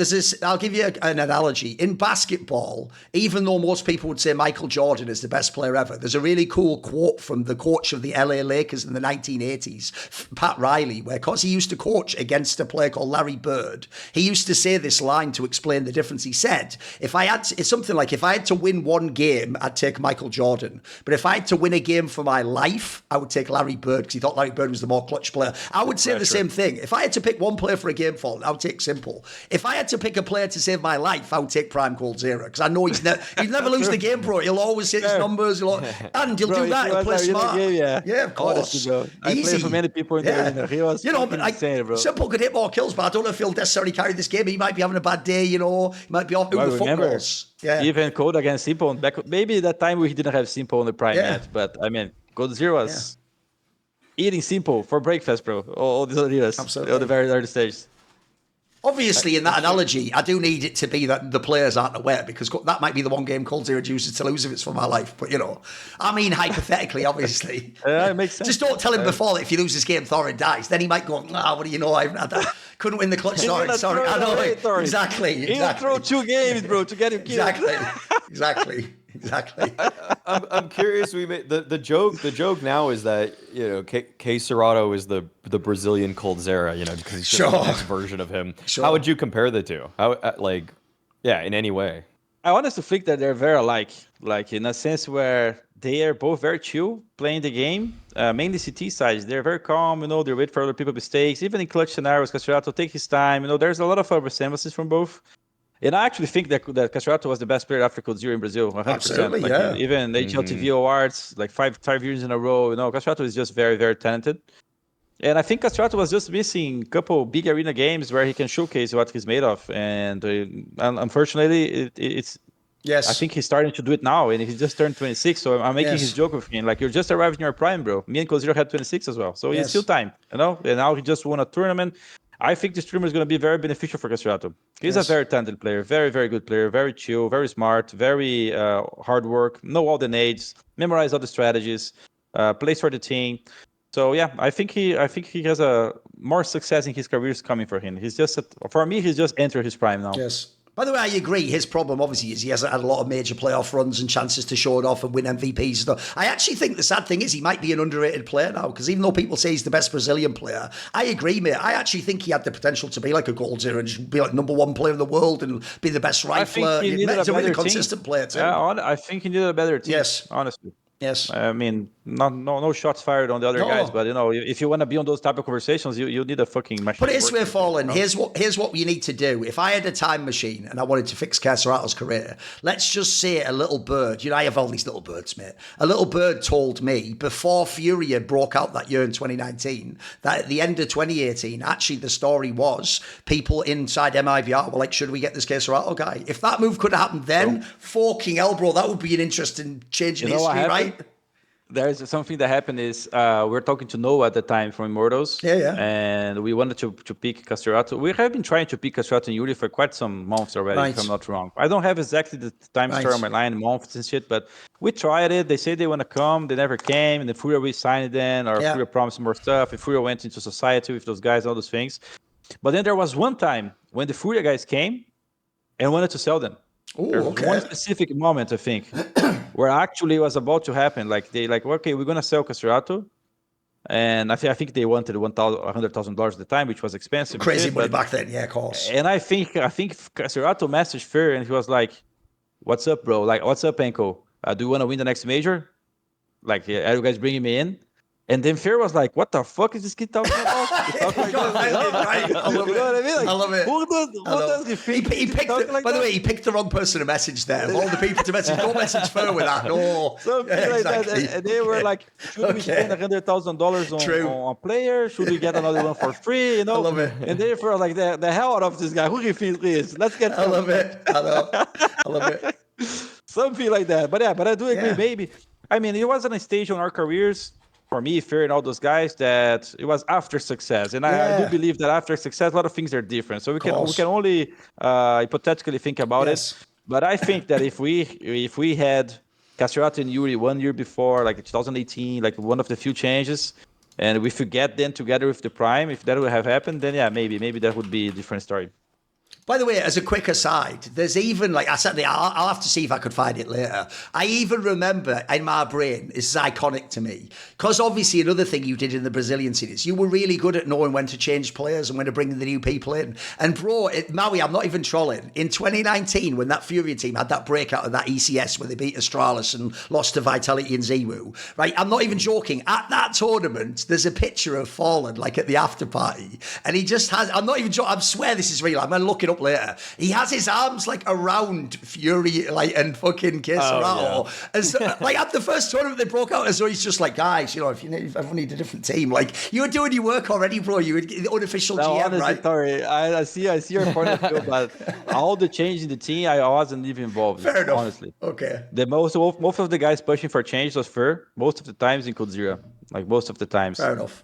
Including the Steel and Tarek one, like when Steel and Tarek left. It was due to Code Zero and FURIA as well, because I think like they were not really having much fun anymore, like late 19, and they thought that they were not playing as great because they were speaking English, And then we promised to ourselves, we're going to start in January and December, we reevaluate, right? Like, guys, let's give it a good year, you know? Yeah. And if you look back to the results, like, it wasn't a socials. Like, No, it was getting better at the end. Yeah, it was getting better. I think all of us from 2020 to 24, we would be, if we could look back to 19, we're like, we keep that, Yeah. let's keep going. But 19, because we're just coming so many victories, like, this is garbage, bro. We cannot win. Yes. So I think at August of September, they're like, no go, bro, out. Like they decided they didn't play them anymore. Yeah. You know, so they're always pushing those things. It's hard to stop them. It's very difficult to stop any change they want to make. Okay, Maui, what is your bad point? Yeah.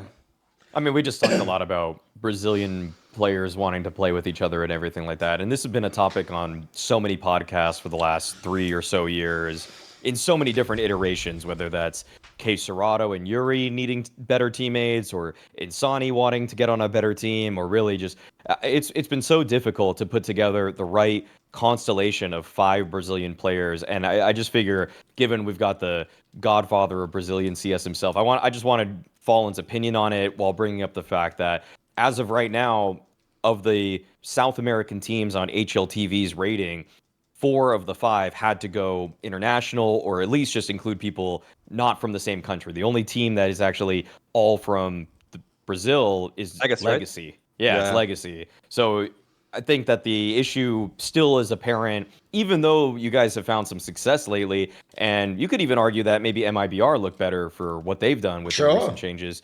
But it's just that with the, I guess, the Pele law, or whatever you find to be the reason for it, we still don't have a scene where you can put together 5 Brazilian players on a team feasibly. Like the feasible part of it is really the aspect. I mean, there's obviously more than enough players to make a great Brazilian team. It's just that it's just the moving the pieces around has been so difficult. So yeah, it's just a bad point, because obviously you guys had to go overseas to import some talent. And you already mentioned, though, that's not even a diss to Safe or NQZ and what their future is as players. It's just that sometimes it's even just the behind the scenes stuff, the contracts. Yeah, I think Brazilian teams have a very hard time existing in a business side of way. You know, they make money in reals, they have sponsors in reals, which is now $1 is 5 reals, you know, so they're 5 for 1 already in terms of expenses. Right. Everyone is expanding in dollars. We are making money in reals. We have to expand in dollars. Right. Brazilian numbers are huge, but at the same time, the amount of money that comes by in the influx from having those numbers, if you're selling to the Brazilian market, they're not as big, you know, because there's less money in the economy. So it's a challenge for any Brazilian organization to be existing, and that's just a fact, including for FURIA right now. Like the amount of FURIA money that they throw in the CS team is huge. Now that there's different money stickers coming in, they're trying to get some business hope with that team package that comes in the tournaments now, prize pool and fake, but you can only get those if you win tournaments as well, which is just the case for now next week, because otherwise, how can FURIA expect to win money from those packages if you're not getting finals, you know?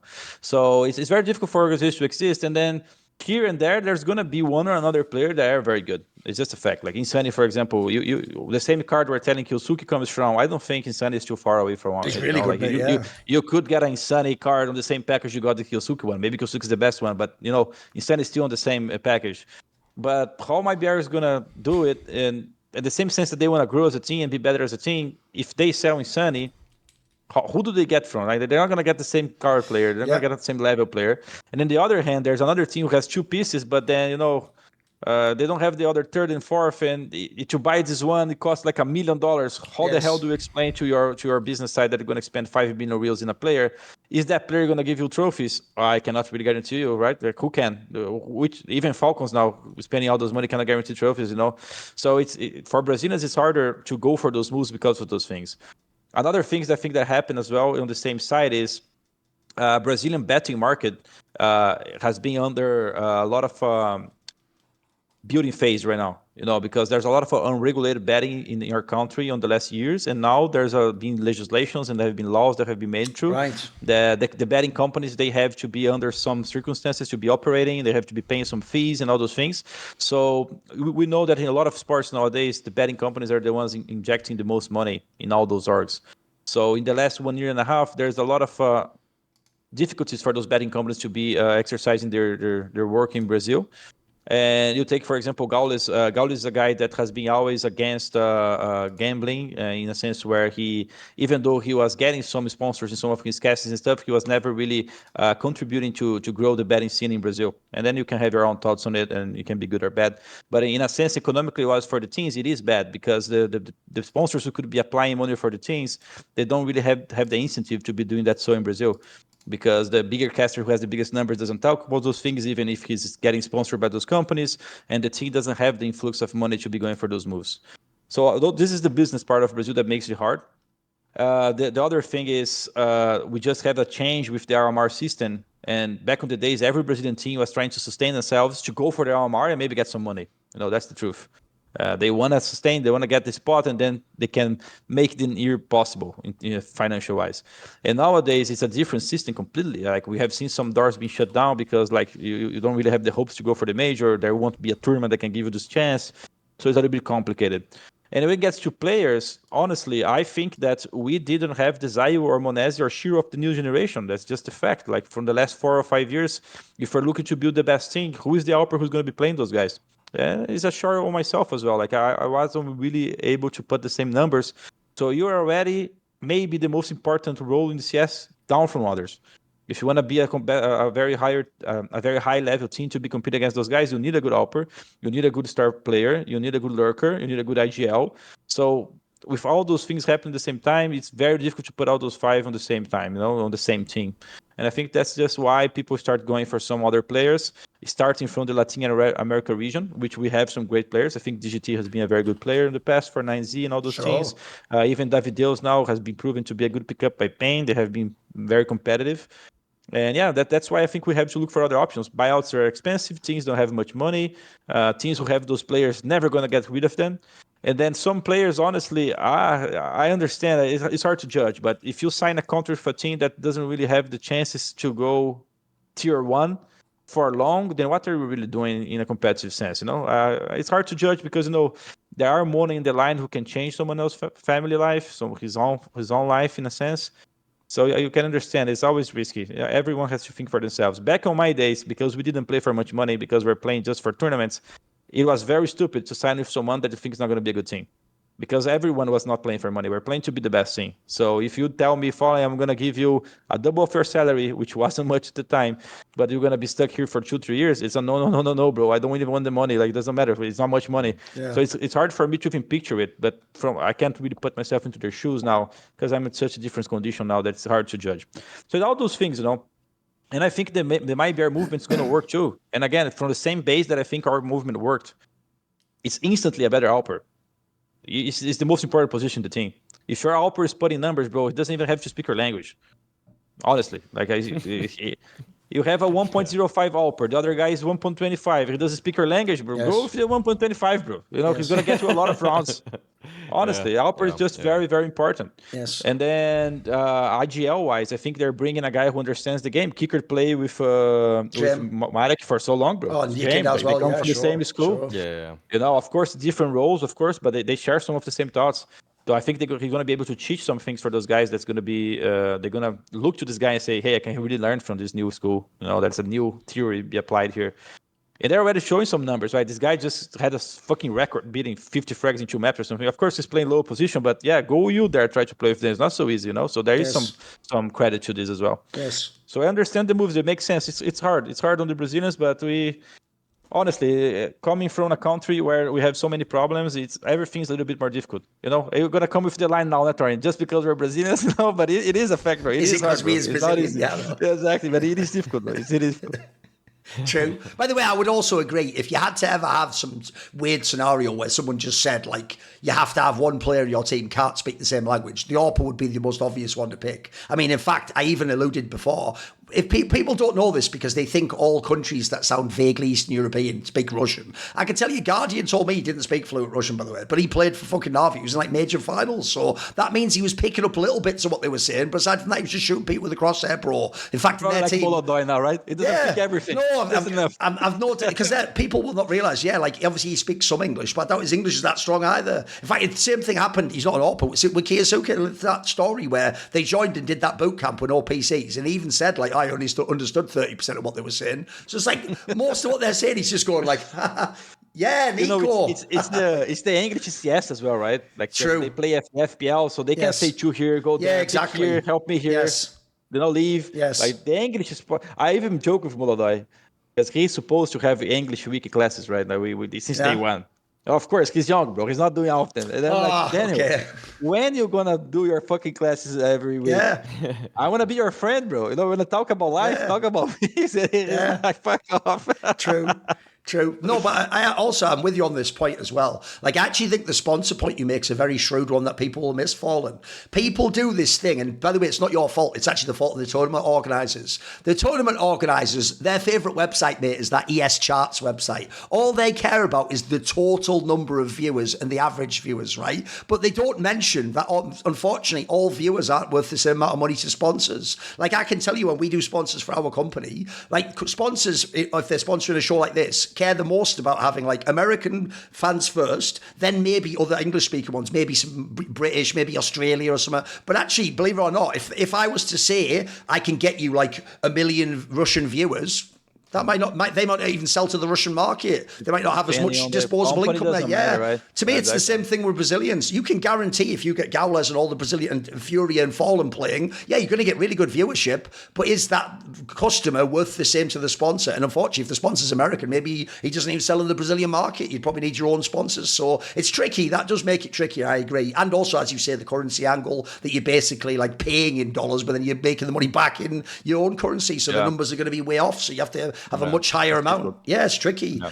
And then also the other thing is the buyout things also. I want to ask you a question here about the buyouts, because I've heard a lot of stories like Maui suggests from like football. Some of those make sense, mate, because in football, even to this day, people still do try to get all those Brazilian talents super early. They're basically doing the equivalent of that story I said about getting Queserato. This would be like when you're 15 or something, mate. They get you super early and they just gamble that you're good. So the reason why they put these buyouts in football, as far as I know, was to like protect the Brazilian clubs so they don't just lose all the talent immediately and then never have any good players. Because actually the sad thing about football is even though Brazil produces all those amazing players, they only tend to play for Brazilian teams at the end of their career when they're like 40 or whatever, they don't care anymore. And like Ronaldo and Neymar, exactly. 30, right? So you don't ever get to actually have that talent in Brazil, unfortunately. So I understand why people would want that in esports, but the vibe I get from talking to people in Brazil, FalleN, is it's gone too far in esports though, because in esports we don't actually have the same money that like European football teams do to sign people. And I've heard some of the buyouts, they're either like impossible, like there's two angles I wanted to ask you about. One, people say the buyouts are really nuts. Like it'll be a player that's not even a famous one and he'll have like a 100k buyout, 200k buyout.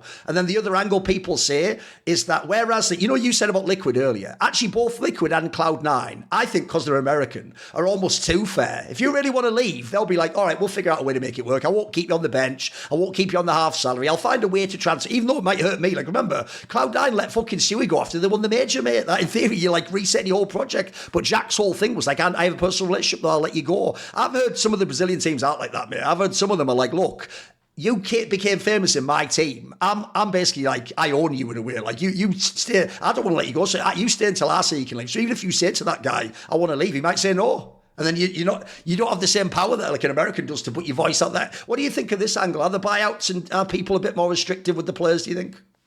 I think the restrictiveness is higher. Like the owners' restriction are higher because in some sense they feel that they're not putting the careers from the player first. That's my POV, okay? Because, for example, I understand why they're not doing it. No, totally. And maybe I would do the same. Sure. But it's just a fact, like, if you are thinking on the other player's career and then he has such a better opportunity to go, how can you judge if that's true or not is another factor as well. Maybe they don't even understand about the game sometimes. True. How they can judge it.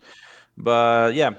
Then when it comes to those American organizations and people with a little bit more stability, then they have this, what's the word in English?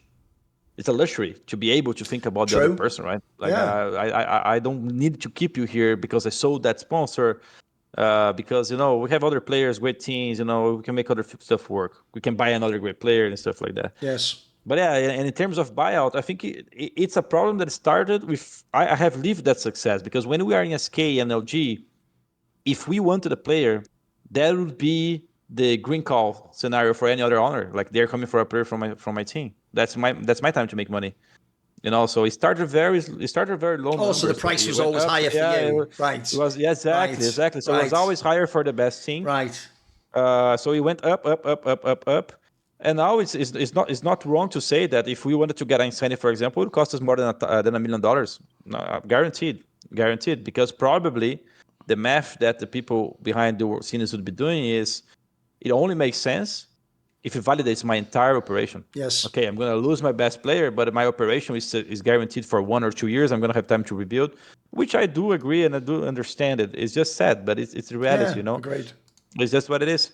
And I think my advice for new players is we have to find a way to have an X amount of your salary in terms of your buyout.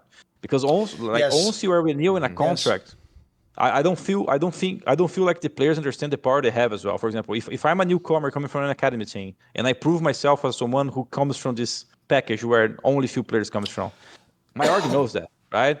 And let's say I have 1 year and a half more contract. In 5-6 months now I have 1 year contract more. They know I have value, and they're gonna come to me and they're gonna say, I want you in the new team, and your salary is gonna go from 500 to 5,000, 10 times more. But at which cost? Like you're gonna have to play here for 3 or 4 years. I think it's fair. I want that, but how do I get out of that if I need to? And that's when I think they would need better advice from people, which normally you don't get from. Yes. And then I don't know. Maybe if my salary is going to be 5,000, then I think my buyout should be 50 times what you're paying me. So if you sell me during this time frame, you still make money. I don't know. It should be 100 times. We have to come to a number where it does make sense, because otherwise the guy is making $6,000 to $7,000, $8,000 a month, and he costs $1.5 million. Right? He has 2 years contract.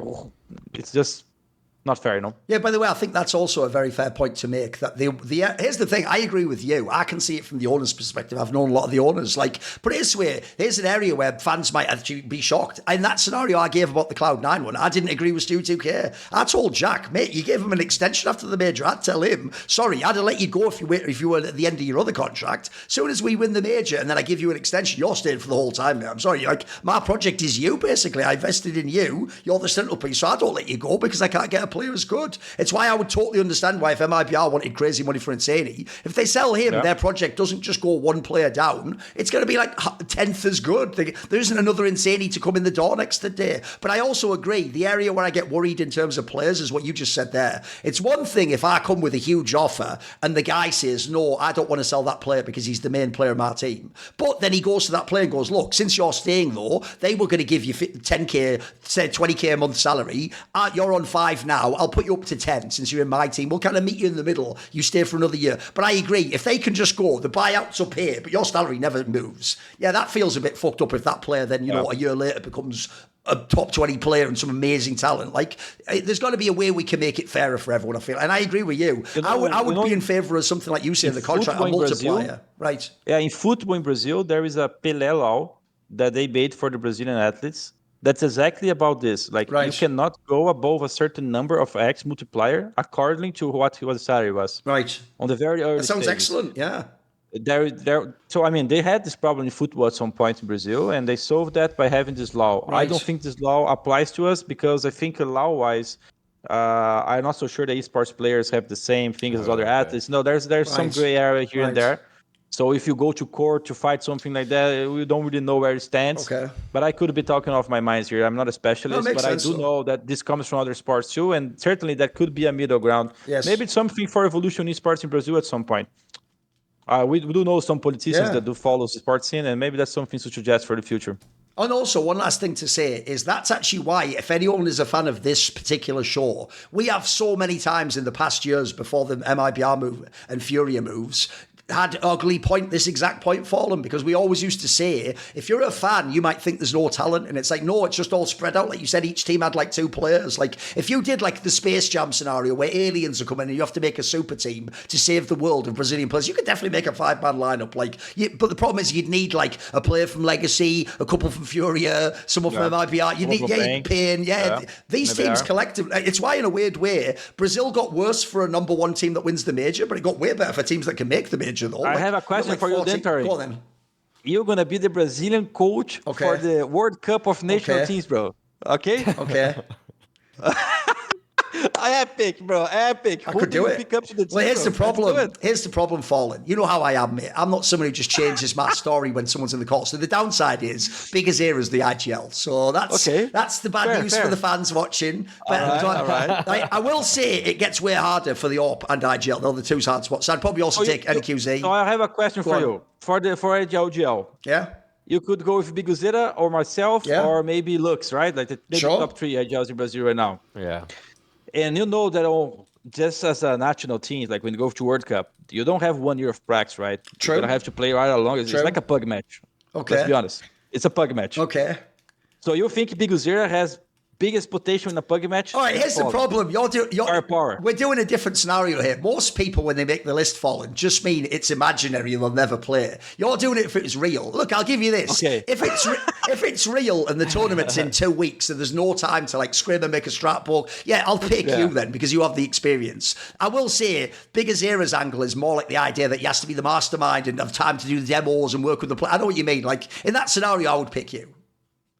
Okay, but if it's only hypothetical, I feel like you would pick FalleN for. I'm not even saying it just because FalleN's here. I think that both go to FalleN lately.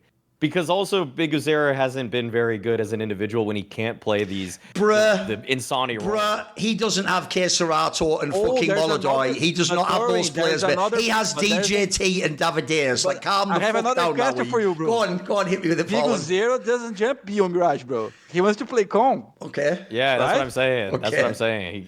He doesn't get to, like, you're going to have a good con player. You're going to have a good short player. So Big Azera now has to anchor. Okay. It's going to take a lot away from him. Not a fair one. Let's go with Big Azera. You got Big Azera ready. It's our team, bro. Let's go. Okay. Let's go. Big Azera first. The problem is AWP is the hardest one because I think you can go either Safe or NQZ. I'd probably go NQZ because he's more recently he's popping off. I actually do think sadly Safe got underrated, unfortunately. The reason I think he's underrated is people only remember when he was in FURIA, and I can tell you that version of FURIA didn't look like they ever played for the AWP, bro. Like the AWP was just left out and they were just riflers running in. So I do he's probably better than people realise. I agree those are the hardest They say that internally as well. Oh wow, okay. They say that's true. Right. And then here's the thing, the other players I'm loving life now, they're all fucking mega players I can take. Like I would immediately take kyousuke. I think he's the best. So I'm having him as sort of my lurky rifler, I guess. Yeah. By the way, isn't Insani a mega aggressive rifler? Could have him immediately. Yeah. Then my third one, the third one's the hardest. The fifth spot is the hardest one because it depends what sort of role I'm trying to fill here. It depends if it's real or not, right? Yeah, exactly. Positions you have to analyze a little bit more. If I have to make a real team, it might be tricky because that one I probably need like a supportive element there, maybe. But if I'm going for just talent, I'd probably put Yuri. Why not? Yuri Caserato, safe choice, bro. I agree. Pretty good, right? Yeah, so you start talking about Yuri Caserato, Insani, Big Azera, and QZ. I think you can win. It's not a bad roster. It's not a bad roster. Good luck against Russia, bro. Okay, true. You might get me on that one. Might be hard. True. I vote for you, Thorin. Okay. Just like we have Ancelotti in Brazil right now, we're gonna have Duncan. Okay. Brazilian coach. Yeah, there you go. Yeah. Basically, if you don't know Maui, one of the weird things that actually people did do in football to try and improve national teams is, I know this is bizarre because I can't believe this is even allowed, but you're actually allowed to have a foreign manager in football, believe it or not. Yeah. So it's true. Actually, sometimes when countries aren't as good anymore, they bring in a foreign manager. So the joke is, I'll come in, I'll be the Gandalf to ride over the hill and save Brazil and win this World Cup. Okay, I'm down, bro. If there's a vote for the coach, I'm voting you. I don't give a fuck, bro. You're gonna make it happen. You're gonna save Brazilians again. Make Brazilian great again, bro. Yeah. Okay. Right. All right then. Now we have to go to my bad point. And actually, this is one that we talked about many times, but I also thought I'll be interested to see what FalleN says about this. I'm just going to pick as my bad the current state of the Virtus.pro team. Like, mate, every time I look, here's the problem I have with Virtus.pro. A lot of fans are just out on them because they haven't been very good this year and they haven't made many playoffs and they haven't had many. And in fact, even when they would win with the old roster with electronic, it was really hard work for them. They would always have to go like 13-11 and 3 maps and overtime. It was really, they were never a team blowing people away. But I actually think this version, even though I wasn't a fan of electronics calling and I thought he had some bad games, I think this version of EP is even worse. Like, I actually don't really have any hope for them. And the reason why I find that so sad is because they are one of those teams that when I look at the like team list on HLTV in the match, I'm always like, these players should be way better than this. Like, holy shit, is that really like Fame's numbers? They're all the way down there. Like, this guy used to be like an actual like potential top 20 player. Flit, every time I watch the game and I see on CT side Flit in a spot, I'm like, this guy's really fucking good. How is he not fucking dominating the game? So there's something about that squad where even the change doesn't seem like it's fixed it yet. I know it's still early for Perfecto's IGL, but I don't know what they're seeing in this move. I don't know what the vision of this team is, because I genuinely look at Virtus.pro now, and before, when they were in like the Jame era, I would be like, right, they're the upset team, you know, let's see what the map veto. Nowadays, I don't have any hope, mate. I just see them play anyone in the top 10. I'm like, they'll probably lose. There's probably just not going to be a win. I don't even get like the excitement. Where are you at for this team, FalleN? Obviously, this is a squad you've been tournaments with. What do you think of VP? Yeah, so in some sense I agree with you. Like I think Fame and Fleet mainly, they're very hard worker. Every time I join a deathmatch server, they're there. They're putting the hours. They practice a lot, and they're very capable players. And just recently struggling. Yeah, I think they, from what I see, they suffer a little bit from the same things that people are suffering on my teams. Like they played with Jame before as an AWP IGL, very slow and methodical. Game was changing, very easy to predict. A lot of teams studying, not really able to change pace and put a different face in a game where they need to. So relying too much on the slow control. And at some point they bring Electronic. I think they hope that with his knowledge and his different point of views, they're gonna maybe find this mojo of having something else than the slow game. And then I think the ideas are just too different. Maybe they don't mesh well together. Jamie leaves, right? And then from that point on, I think a different time frame of problem starts occurring, because Electronic might have the knowledge, but I don't think he have the leadership skills. And I'm judging from outside. I never played with him, so I could be talking bullshit. But from the videos I see and from the actions I see during a match, I don't feel he was too enthusiastic to be playing with him. So even though the knowledge could be there, the plays could be there, I think energetic-wise and I think mood-wise, it's just a team that is not going to have much fun. And in a sense, it's not going to really feel too good playing together.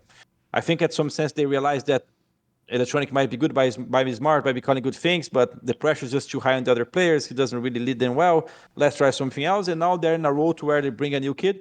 They're hoping to find their new package of cards where this guy might be a card that's worth having. I like the way FalleN's whole premise for getting new players is opening like booster packs of fucking Pokemon and trying to get the Charizard. Right? It's like, I only got the Bulbasaur. Okay, I like it. Okay. Basically, it is. It's sort of is. It is. It's sort of like that. Game, true. Right? True. Yeah. It's sort of like that. It is a little bit. And then they have Icy. And again, nowadays you need an AWPer who's going to be as strong as the best AWPers if you want to win tournaments. I don't think Icy is there. No. Maybe he's going to get within time. There are games when he's playing well, but there are games when he's just not there. And then again, if you have an AWPer who's not there every time, you can already start thinking that you're going to have difficult problems. It's just a fact nowadays. You look to the teams you're going to have. By the way, that's even one detail that I can't give them a break for, though, FalleN, because it almost takes talent to be a CIS team and not get a good AWPer. Like, as we just said, they're just spilling over with so many options. Come on, boys, you surely find one. There's got to be one out there. Yeah, there are so many options, yeah. So I think there's this AWP thing. Now they have Perfecto. Again, I don't really know Perfecto much rather than just playing against him. From what Marek tells me, he really understands the game well. He's really smart. He's a brand new IGL. It's the same problem, isn't it? Brand new. Yeah, brand new. And let's see what they can do. They can cook together. But, there is no right recipe. They have to find their own recipe. And I think they have been trying different things. And I do agree with you. Right now, it doesn't look too great.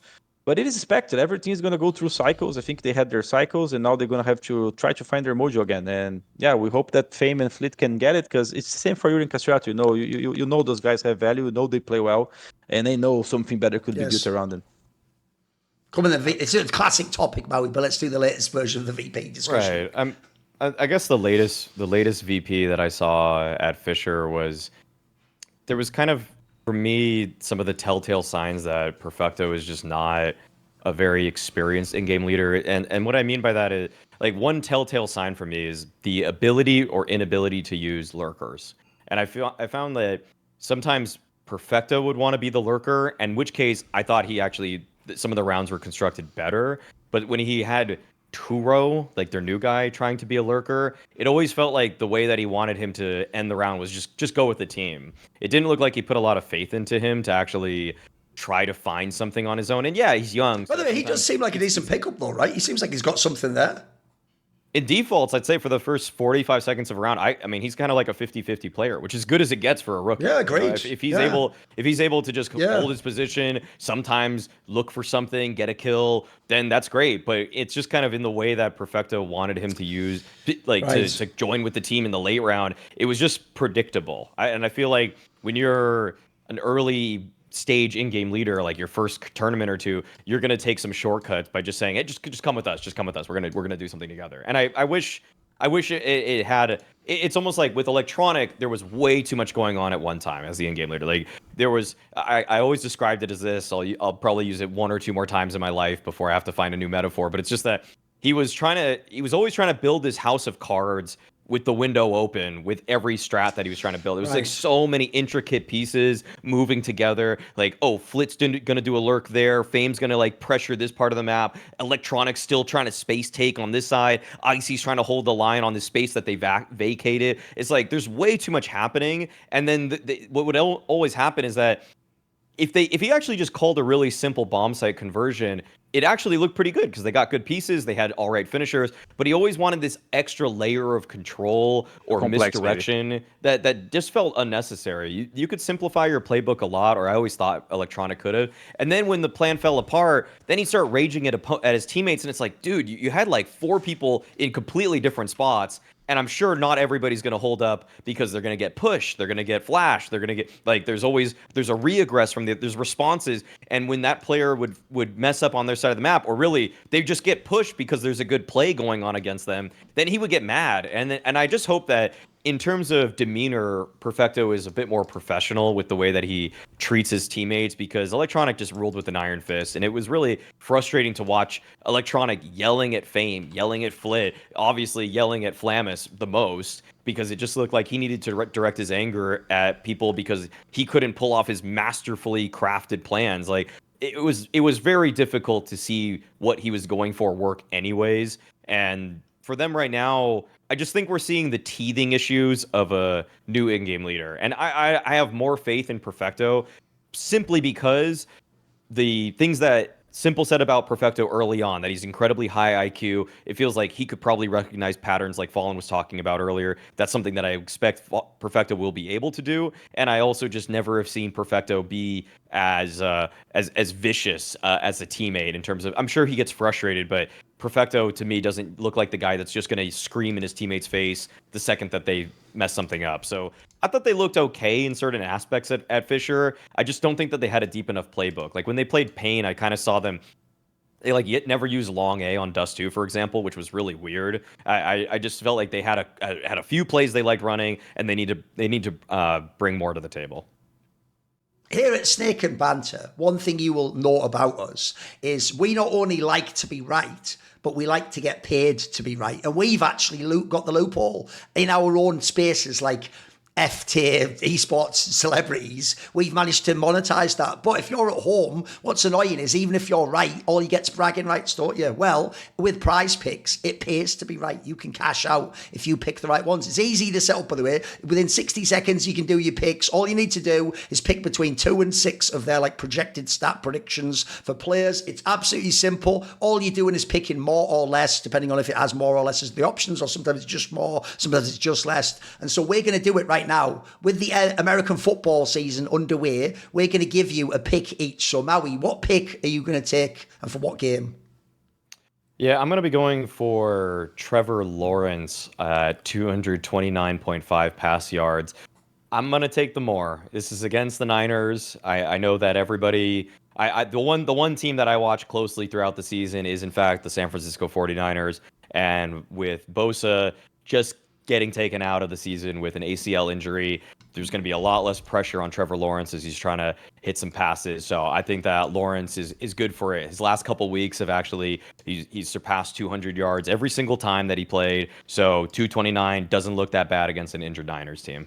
And there's also, I have to say, some other features that are cool. Like they've invented one that's called Flex Play, which means you can also still cash out even if your lineup isn't perfect. You can potentially still double your money even if one of your picks doesn't hit. And so for my pick, I'm going to take when the Seahawks play against the Cardinals. Sam Darnold has actually just been like a revelation basically since he moved teams. So I'm going to take him to get more than 0.5 passing touchdowns. I think that's a pretty good pick actually. Also, when you go on to Prize Picks, it's actually the best way to get action on sports in more than 40 plus states, including a number of them where in the past this wouldn't be possible. California, Texas, Georgia. So download the app today and use the code SNAKE It's easy enough to do. I just realised I should have this on the screen. Download the app today and use the code SNAKE to get $50 in lineups after you play your first $5 lineup. That's code SNAKE to get $50 in lineups after you play your first $5 lineups. Prize Picks, it's good to be right. Okay. Right, let's move on to the final section. So the final section is ugly, which is, by the way, essentially it's up to the person who interpret how they want to do that. You can put almost any point there. FalleN, what have you chosen as your ugly point? Good question, Thorin. Do I remember something? Let me see what I told you. Holy shit, bro. Could be anything. So it's up to you, but... Oh, okay. So you told me that maybe there's a team transfer that you don't think is that good. Okay, so jumping to that line, I feel like Spirit is gonna miss a lot without Zontix. Okay. Because playing against him a lot of times, I think like he's a very reliable player, CT side. I really, even though he didn't have much good things to tell about us in the past, I do think he's a good player, and I do think he's a very role-wise player. And if you look to Spirit as well, for the last good 2 generations, I would say, like last 2 interactions, mainly with Chopper, their CT style is very static. They're very, very static. Like, they don't do anything that can cost them around. They don't do any risk-taking. Like, I actually find it impossible to play like they play. It's very difficult. Like, only if you play every role to perfection, it does work. You know, there is no room for, one guy didn't really get a kill that he should have gotten here, because when you play paths at this point, the round's already gone. They already have bomb sites after plant already. So, you know, so I feel like Zontix is a player that understood his core a lot. And from what I heard from other players as well, very active voice on CT side. So either they're going to change the CT style approach to be more aggressive, to be more risk-taking, to be embracing those fights, or they're going to miss Zontix, you know? So it's going to be one of the both. We're going to have to watch them playing, and I'm mostly looking forward to their CT side, because I think that's where he's going to be missed the most. I would rather have...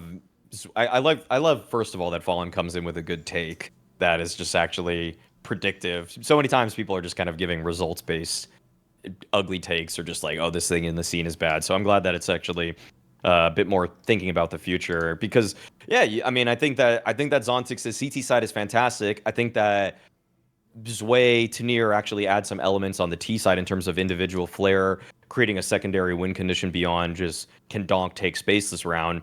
But one of the reasons that Spirit was so good is that they could make really great CT comebacks, because first of all, Donk is a menace. Second of all, Shiro just locks it down every single time with his AWP. And third, if you leave Zontix on one side of the map by himself, he's controlling it really well.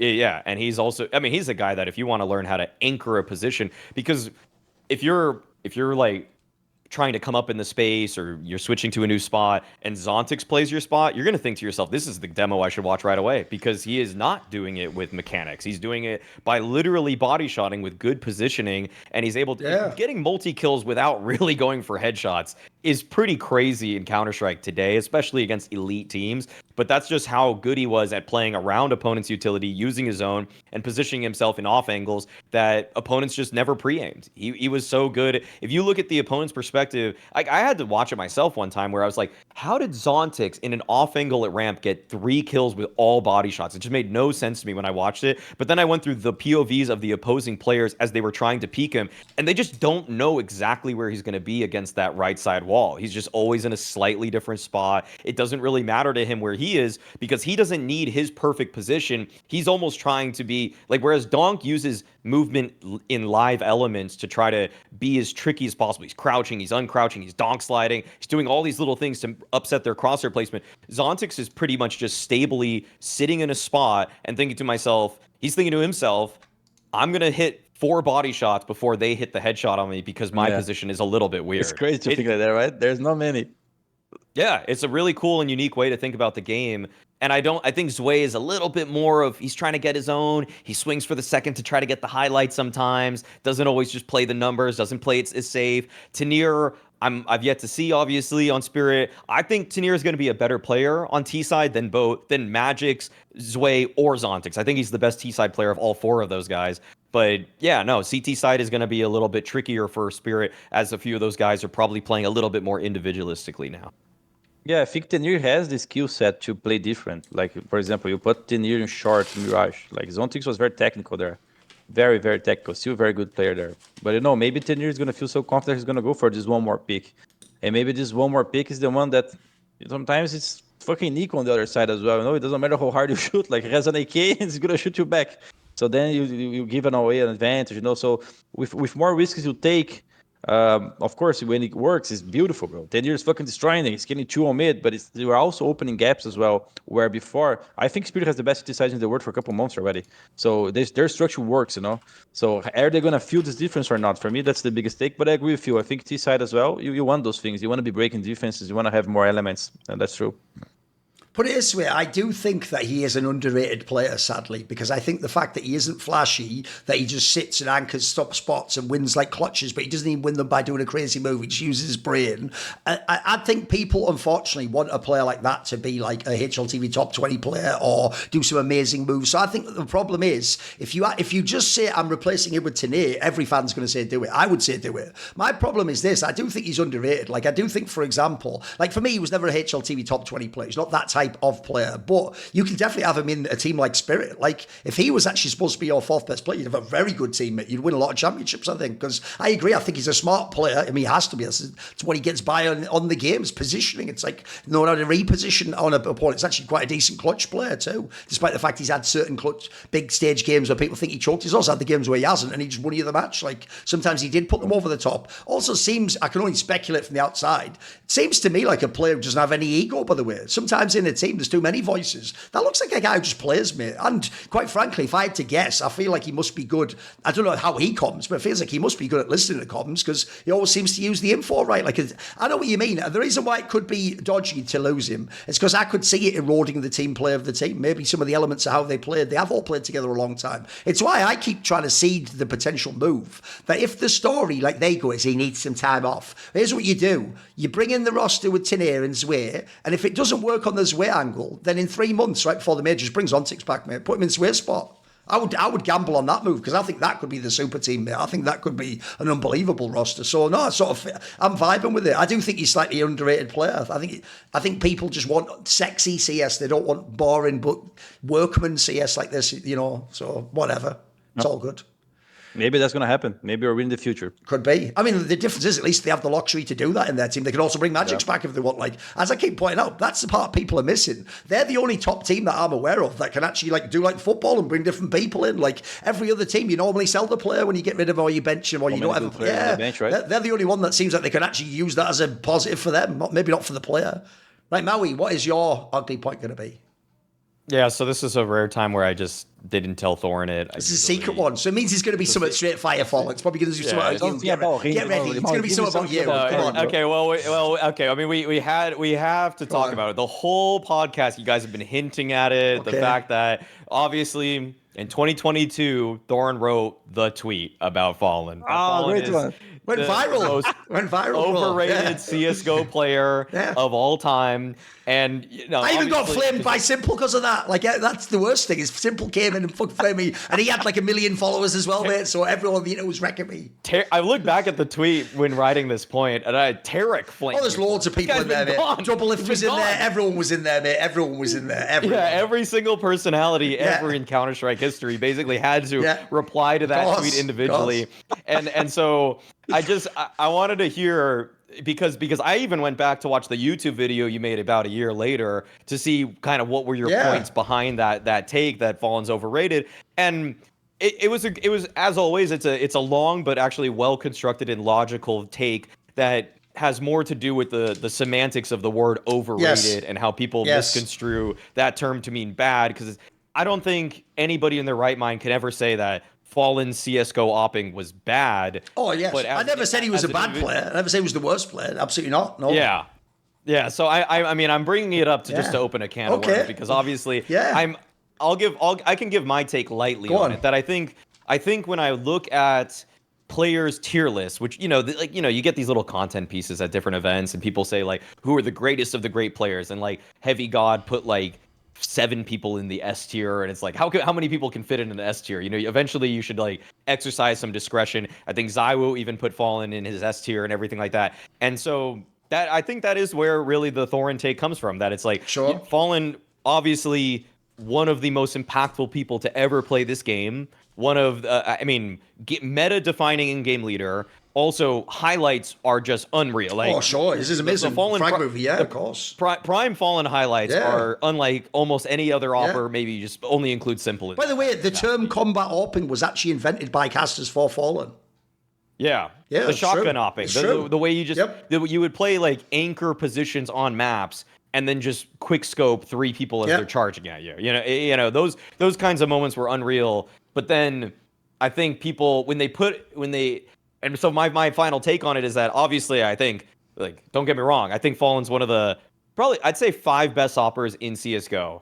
But it's just the way that some people speak about you today as an AWPer was like the greatest when obviously Simple existed. So that's where I have to draw the line, where there was a difference between you two. So I would even say Zywoo, Pete Kenny were higher than you. But actually, to your credit, like the length that you did it for over Kenny was really impressive. I mean, and just winning the trophies at the end of the day, like winning the trophies over. Well, I mean, okay, Thorin's already wincing at that one a little bit there. Like the 2 years of Prime FalleN were so absurd. They were so absurd because it was on the biggest stages regularly. And I think that Kenny got onto a lot of the big stages, but in terms of how many grand finals, semifinals, majors, S-tier events that FalleN did it at, that's where the gravitas is so much more felt. Even when in Kenny's prime, I guess, there were a lot of great moments. Okay, actually, the longevity argument is kind of difficult there to construct, but it's just that there were only a handful of people that were above FalleN, and I get the overrated aspect just because it's like there's like an S plus that a couple people were on, and you were more on the S for me. It basically wants to know your take first of all. What's your take? Yeah, what's your take on Thorin's overrated? Because technically, you might have said something on your stream, but no one in the English language words ever heard it. Thorin's gonna find a way of thinking where he can say something that means another thing, bro. Of course, he's gonna bait the Brazilians and say he's overrated just to talk about the overrated word instead of talking with me. That's so Thorin, bro. What can you do? You just find a way, bro. Find a way to trigger all the Brazilians. And he fucking loves it. What can you do? Sure. It's true. That part is true. Can't lie. No, but I mean, when it comes to the AWPers, like being completely honest, I think there are many AWPers that play better than me.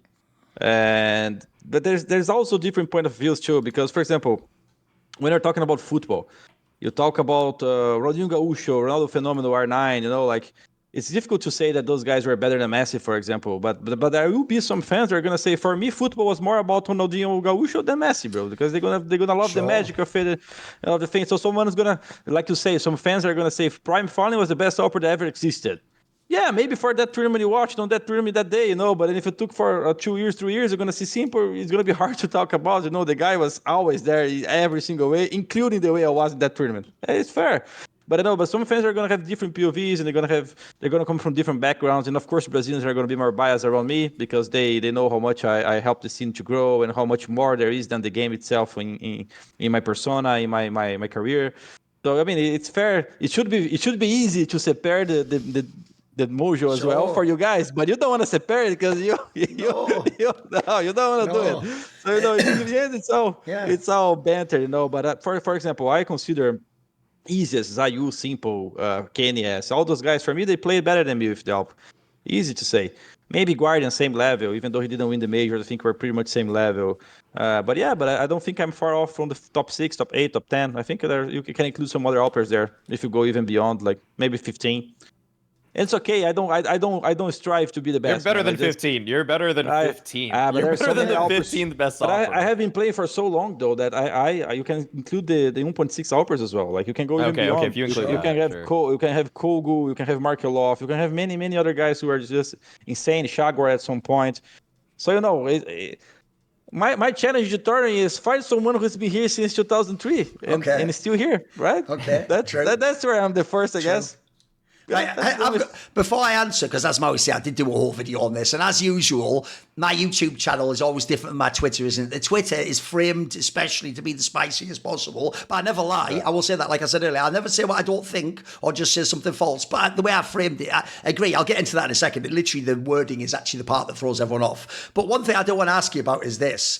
as I just said to Maui, very recently they did at some tournaments ask top players now, like Monacy and stuff, to make tier lists, right? And when they asked them, FalleN, somehow all these young kids keep putting you either in like the tier with Zimu and them or one below, and they all have coldzera a rank below, right? I want to ask you about that. Exactly. Right, one, that means the fans are putting you with the like absolute. They're pretty sure they're making you like the 5th best player ever, bro, and they're having you above coldzera. Do you agree with that? If you do, it's fine. Do you agree? I think the only way you can make the comparison is longevity. If you take in consideration longevity, then yeah, it's gonna play a big role into those discussions. But I think peak-wise and in terms of how much they really play the game, I don't think I'm top 5. I think there are many better. Is coldzera is coldzera better than peak FalleN? Definitely. I think that's fair, right? Yeah, definitely. Yeah. But not by much margins because we play together, right? No. Not by much margins. No. But better, definitely. Yeah. I don't think I will be winning all those things without coldzera. Sure. That's for sure. I mean, I will also say he didn't win much without you too. That's true as well. By the way, one thing about this though, one, I think that in itself makes my point for me. Bro, people underrate coldzera at this point in time and then maybe slightly overrate FalleN. By the way, I think it's the recent bias, right? Of course. Well. And you're a very popular player. You're always on camera. Yeah, of course. Yeah. And also, here's the other thing. Without doing all the points from the video, I will just say this. About the tweet, there's 2 parts. One is everyone missed the wording. Because here's the real problem, right? Because communication isn't really supposedly about the specific words. It's more like you're supposed to communicate an idea or a feeling, and the other person reads the words and gets the idea or the feeling in their brain or in their heart, right? Unfortunately, people just took that as I'm saying he's shit. Because I agree with you, Maui. People think overrated means bad. Yeah. Whereas here's the problem. There's 2 parts to this. One, I actually made this point at the beginning of the video, right? People will think overrated should mean bad, right? So they think overrated means the worst possible player who's ranked the highest that they shouldn't be, right? But I always say to people, then there'd be no one to discuss because who cares about random players that are bad? Like no one watches the player that comes 16th or doesn't even make the land. Most people want to talk about who's overrated among the best players. So for example, it's a way more interesting discussion to say, is Mauisnake overrated right now than is NQZ? Like, NQZ is just a good player, mate. No one's having that battle. No one's even thinking about that much. Right. People are thinking every day that Falcons plays is Mauisnake overrated. That's like a big topic. And they don't mean, is he total trash? They mean, can Mauisnake still be in the number 1 player of the year competition? Is he the best player on Falcons? Is he playing well enough? These are what they mean. Because he has the potential, right? Yeah, absolutely. Should be doing more. So in the end, you are my fan, Thorin. when you said FalleN is overrated, like, this guy should be delivering more. Here's the thing. I wanted FalleN to be player. Yeah, I wanted you to be like 2017. Exactly. We're on the same page in that sense. And if you ever go and look, I will say this, the one area I wrecked myself is I do tend to do things. I'm influenced like everyone by the surroundings. If you ever go and look at the date of that tweet is after Imperial got out of the first stage at the Antwerp Major by beating Forza. Like, Forza are nobody's, mate. They didn't ever do anything at a major ever. On overpass, right? You wrecked them, and you had a carry performance. You were carrying. So, look, to me, that was a whack team that was dog shit. And then because you had a carry, you were like plus 23 in the series. Everyone was like, oh my God, FalleN's back. And it's like, one, I hate so-and-so is back conversations. Because to me, bro, you were ranked number 2 by HLTV.org in the year for 2016. So FalleN being back to me is like, he's a star player. That's, you just beat Forza, mate. And then the next one just went out of the tournament. Like, it's, it's like that. I think that's the overrated part. And then secondly, I did say overrated player, Maui. Everyone misses that word. I didn't say AWP. I didn't say IGL. So my problem is I think people always give you too much credit for AWPing and IGL'ing, as in for being a player. If you're going to talk about a player, you have to take IGL out of it because no one knows what pieces did he have, what did he call. Like you said about the foot calls, we don't even know who made what call if we're not in the team. Like, we're just guessing. So to me, purely just as a player, just if I looked at your POV and I didn't look at anything else, I think in 2022, you're not that good a player anymore. Come on. You used to be one of like the top 5 players in the world. So, and also when I looked back, like I said before about how people have different roles as an AWPer, I don't think you were ever actually better than KDS or Guardian or Simple. Like, these guys were they were up here. True, Maui's right. You might not be in as many finals or semis. You were definitely a better stage player. I'll give you that. In fact, there's an analogy right now. I think right now, Wonderful's a better player than Sun Pius. But I tell you what, Sun Pius is amazing in playoff games. You put him in a big pressure match, he might carry and Wonderful might shit the bed. So there's that angle. And then also, I agree with you, FalleN. It's also a problem with what people like as players, by the way. You have a very flashy playing style at your peak. I'll give you a Brazilian football analogy, because I bet this would work. Think about who the modern kids have seen. If I said to you, FalleN, I think Romario is a way better player than Neymar, every kid who saw Neymar is going to go, what are you talking about? Look at this highlight clip. Look at Neymar, his tricks. Listen, Neymar's a fucking amazing player. He probably could have been the GOAT, but I think Romario was a killer, bro. That guy was unbelievable. Like, you put him on any team, he would score fucking 30 goals a season. He's legit underrated. He's in this analogy, he's called zero to your Neymar in that scenario. You know, like, I just think he's a better player. But I get why someone's a fan of Neymar or Ronaldinho. They have the best tricks. They had all the best fucking highlight package. Like Maui said, by the way, there's an underrated thing. If we're talking only highlight package, put it this way, Shiro's highlight package would be all right, wouldn't it? Your highlight package would be unbelievable. It's all no scopes and combat hopping and winning 1v3s all over the place. Shiro's just hitting the same fucking 4 shots every single map. It's a different style. So yeah, I'll just say generally that. I think I've made my case. Whatever. It's all good. We don't all have to agree. And also, spoiler, here's the one area you fans don't get it. FalleN doesn't actually give a fuck, mate. One thing I've actually always appreciated about FalleN and your team in general is it doesn't matter if everyone tells you you're going to lose and the other team should win and FaZe should win or Astral should win. If you get the trophy, who gives a fuck? It's just fun at that point, isn't it? And in fact, I think one of your team once told me this. I always thought it was a cool line. They once said, oh, it does feel better to win the trophy and for you to be wrong and to predict against us. It's like, well, fair enough. Okay, I get it. It's nice to be right. You know, it's all good to be right. You know,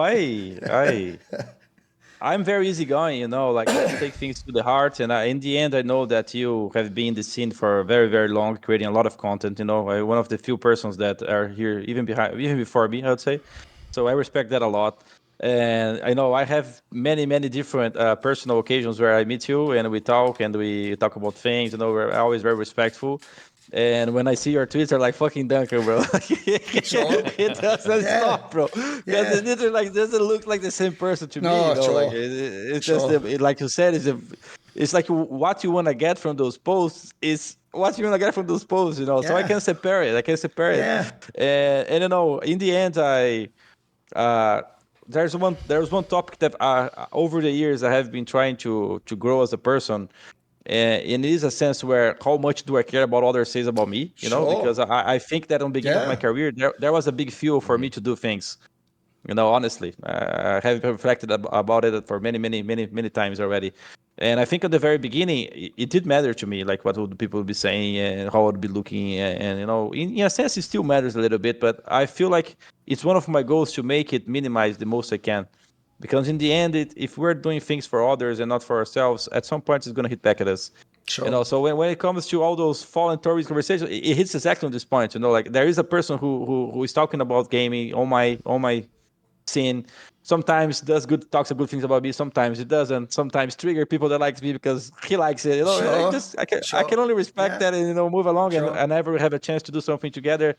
I'm gonna hope it's as good as it can be, and that's it, you know. So yeah, that's it for me. I have no problems with all those things being said. I understand that sometimes fans can be frustrating, and I can understand if you micro the view from this motherfucker has been watching Simple for 10 years and is telling me that FalleN is fucking better than Simple. Like, of course it's gonna trigger you as well, because I can say the same. You know, Simple is fucking insane. But you know, it's all about how you're gonna take things, and I do appreciate that some fans can be over immaculate like that and think things like that, because in the end they really enjoy watching me play, and I can only be thanks for that. Yeah. Put it this way, the word in English, FalleN, I just did the translation to Portuguese. The word in English is rascal. In Portuguese, it's apparently patife. It's someone who's like, just likes to shit stir a little bit, you know, set a little fire and then sit back and go, that's just part of who I am, bro. It's just who I am. We need the patife taking care of the Brazilian team in the World Cup. Exactly. Let's do it. We need it. Exactly. It's time. Yeah, here's the thing. We all need to unite our forces and fuck with the other team. Exactly. We'll fuck with Argentina and the Europeans. Exactly. That's what we need. That's where we join forces and have the peace alliance. Go, bro. Yeah, ceasefire. Right, okay. The last point of the show is actually perfectly timed. I didn't know Maui was going to ask that, but I feel like this is a perfect setup for the last point of the show. I have picked for my ugly point to close out how people currently evaluate Monacy from Falcons, because I feel like so many people either are just looking at the last match of each tournament, because it's true, he's actually had a few bad stage games. He was quite bad in the FURIA game, by the way. He's had a few games where he's not m0NESY, he's not like popping off, he's not super dangerous. I also do think people are remembering at the major where they fucking bombed and they looked really bad, and people are acting, bro, like he's just total trash now and he's like really bad. And I always think, mate, have you ever seen the stats though? Like, look, he's not actually in the conversation with Zonk and Donk and Zimu. He's not going to be the #1 player of the year. That part, we get that. That ship has sailed. But if you ever go and look, the main area he has a problem in is, one, I agree, in some big stage games, he's not the same danger he was in G2. He used to just carry all the time then. And then secondly, somehow bizarrely, the area he's struggling on is CT side. In theory, the easier side for the AWPers. But bro, Maui, go and look at the last 3 months on LAN at fucking m0NESY's T-side numbers, bro. They will melt your brain. Like, there's no way this guy is trash or like right. If anything, by the way, I think it was Nico, the two of them that had the worst few months. Like, Nico's game dropped mega. For me, m0NESY is just like a player that's really good, but he's like off the boil a little bit. He's got something has to figure out on CT, or he has to figure out something with this new roster with Kisa. So I feel like a lot of fans, they just take whatever he did at the major and they act like he's just bad now, mate, or he's washed or something. I certainly do think he has flaws. He's not as good as he was last year, but it's harder for me. That's why I picked him for ugly fall. I think he's hard to evaluate. Where's m0NESY at for you? I mean, you've played against him. What do you think? Yeah, I think m0NESY was able to bring a level of play, not recently, maybe 6 months ago, maybe in G2, let's put it like in G2, for example, where he would be playing and doing things that was beyond what was expected, like he's doing more. And then we got used to a level of m0NESY that's just so high. Yes. That is very difficult to keep it up, like it's like if the same have to Donk, when Donk showed up for a few months and then eventually drops, and you're like, okay, like normal, it's impossible to keep it like that. So I think at some point m0NESY was playing at this level where maybe it's a little bit impossible to be at, and maybe only few guys like Zayu, for example, can really keep at this level. Like, we don't see many others like so consistently good at every time. And even Zayu, for example, like sometimes he's not even doing it with the AWP, right? So m0NESY as well needs to be more hybrid in a sense.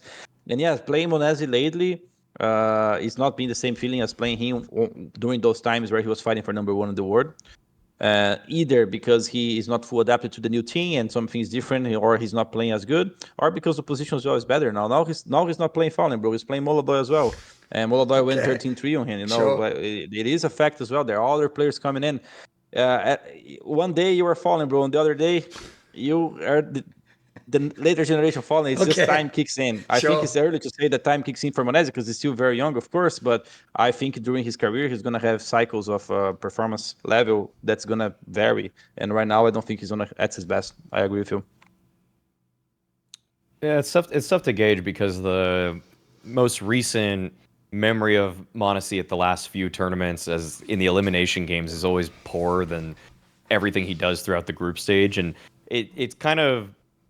it's almost like a new narrative is being written about him, unfortunately, where it feels like he's now donned this Falcon's curse or whatever you want to call it. Where that's they're true. just finding ways to really choke in these games that or rounds. It's more like rounds. They just mess up these very key rounds. He's not getting them over the line. Whereas before, when he was on G2, he was getting them over the line. Like, he was winning unbelievable clutches. He was getting a series of in 5 rounds, he'll find 3 openers just to get him always that 5-on-4, and then everybody else takes care of business.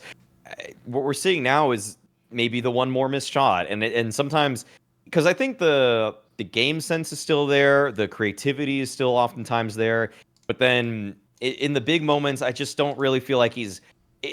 It's when we split hairs amongst the very elite players in the world that who is carrying the team, who's getting them over the line. It's all the the sports ball talk that you really need to like really differentiate between number 2 and number 4. Like the margins who has the clutch so sheen. Fine. Yeah, exactly. Oh, that shit. And that's why it's hard to really pin down m0NESY right now, because that's what I would boil it down to. Like, I can expect him to be one of the best 5 players at every tournament he enters for the first 10 maps of it. Come map 11 and 12, that's when it might get a little bit rocky for him. Unfortunately, those are where he's fallen down, and people like Zywoo and Donk and even molodoy actually recently have really stepped up. So it's an ugly take because it's hard. I think if I watched a demo of m0NESY today, I haven't watched one of his for a month or so or two. I don't think I would find significantly worse output or ideas or even construction of rounds or like how he wants to play the next stages of it. It would just be like, oh, he missed this one shot and then he got ran over. Because that's how it feels sometimes now with him. It's also a play style that doesn't really allow you to miss much, right? Absolutely. It's so combative as well that you're gonna see when it doesn't work, right? Yes. It's a little bit different than Shiro, for example. There's always a second chance, always the safest angle. So yeah, maybe he's a little bit more exposed and is just not up to the task at the moment. But he can swing very fast. Like as you said from the last tournament, playoffs were not so great, but the group stage was magnificent. So he's not too far from being back. I think the kid is still got it. It's just a matter of time. To close, go on, keep going. Oh yeah, keep going. That's a great point because also, I mean, it's kind of it brings us back to the discussion we had 6 years ago, which is that you're not watching simple demos to learn. You're watching device demos to learn because if device misses the shot, he's going to give himself 5 other opportunities in that round to get another shot off.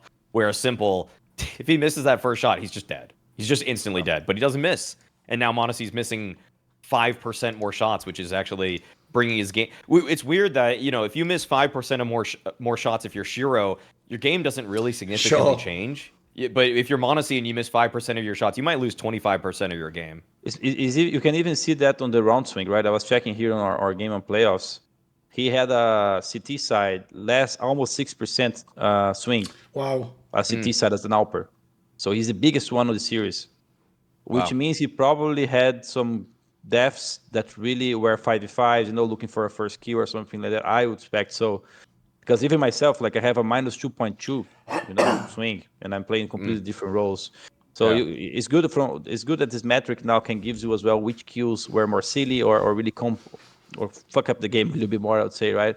So yeah, but m0NESY is fine, guys. Don't worry. It's just a matter of 1 or 2 or 3 times. The kid is very, very good, and he's gonna be back in no time, I think. Right, normally we just end like at the end of the last point and it just cuts and goes to the end. Right? But I actually want to do something at the end, FalleN, which goes like this. Maybe a month ago or something, I was doing one of my streams, and at the end I always look for who's still streaming now that you can go and do a raid to send the viewers to.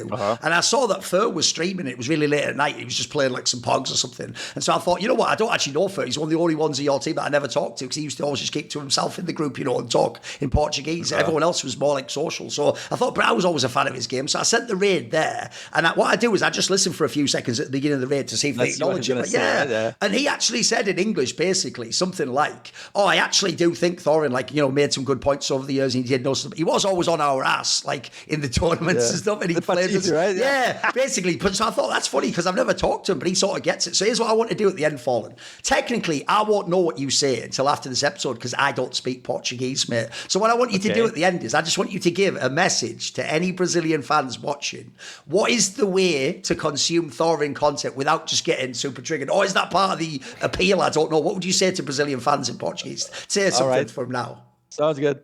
Galera do Brasil, Thorin é um figuraça, velho. É um cara que já passou por muitas polêmicas durante todos os anos com os brasileiros, sempre adorou irritar muitos de nós, sempre gostou de falar muita bosta muitas vezes nos nossos times, mas ele tem um conhecimento muito grande sobre o cenário, tá aqui há muitos e muitos anos, diria que tá aqui há mais tempo do que eu, e muitos dos conteúdos que ele faz, principalmente aqui no YouTube, são conteúdos de muita qualidade. Para quem acompanha o Thorin só lá no Twitter, eu recomendo bloqueá-lo. Não acompanhar muito, porque ele gosta mesmo de ficar causando a ruaça. Então é isso, velho. É um cara figura que a gente tem que respeitar, porque tá aqui faz muito tempo, e as conversas com ele são sempre prazerosas. Espero que vocês tenham gostado.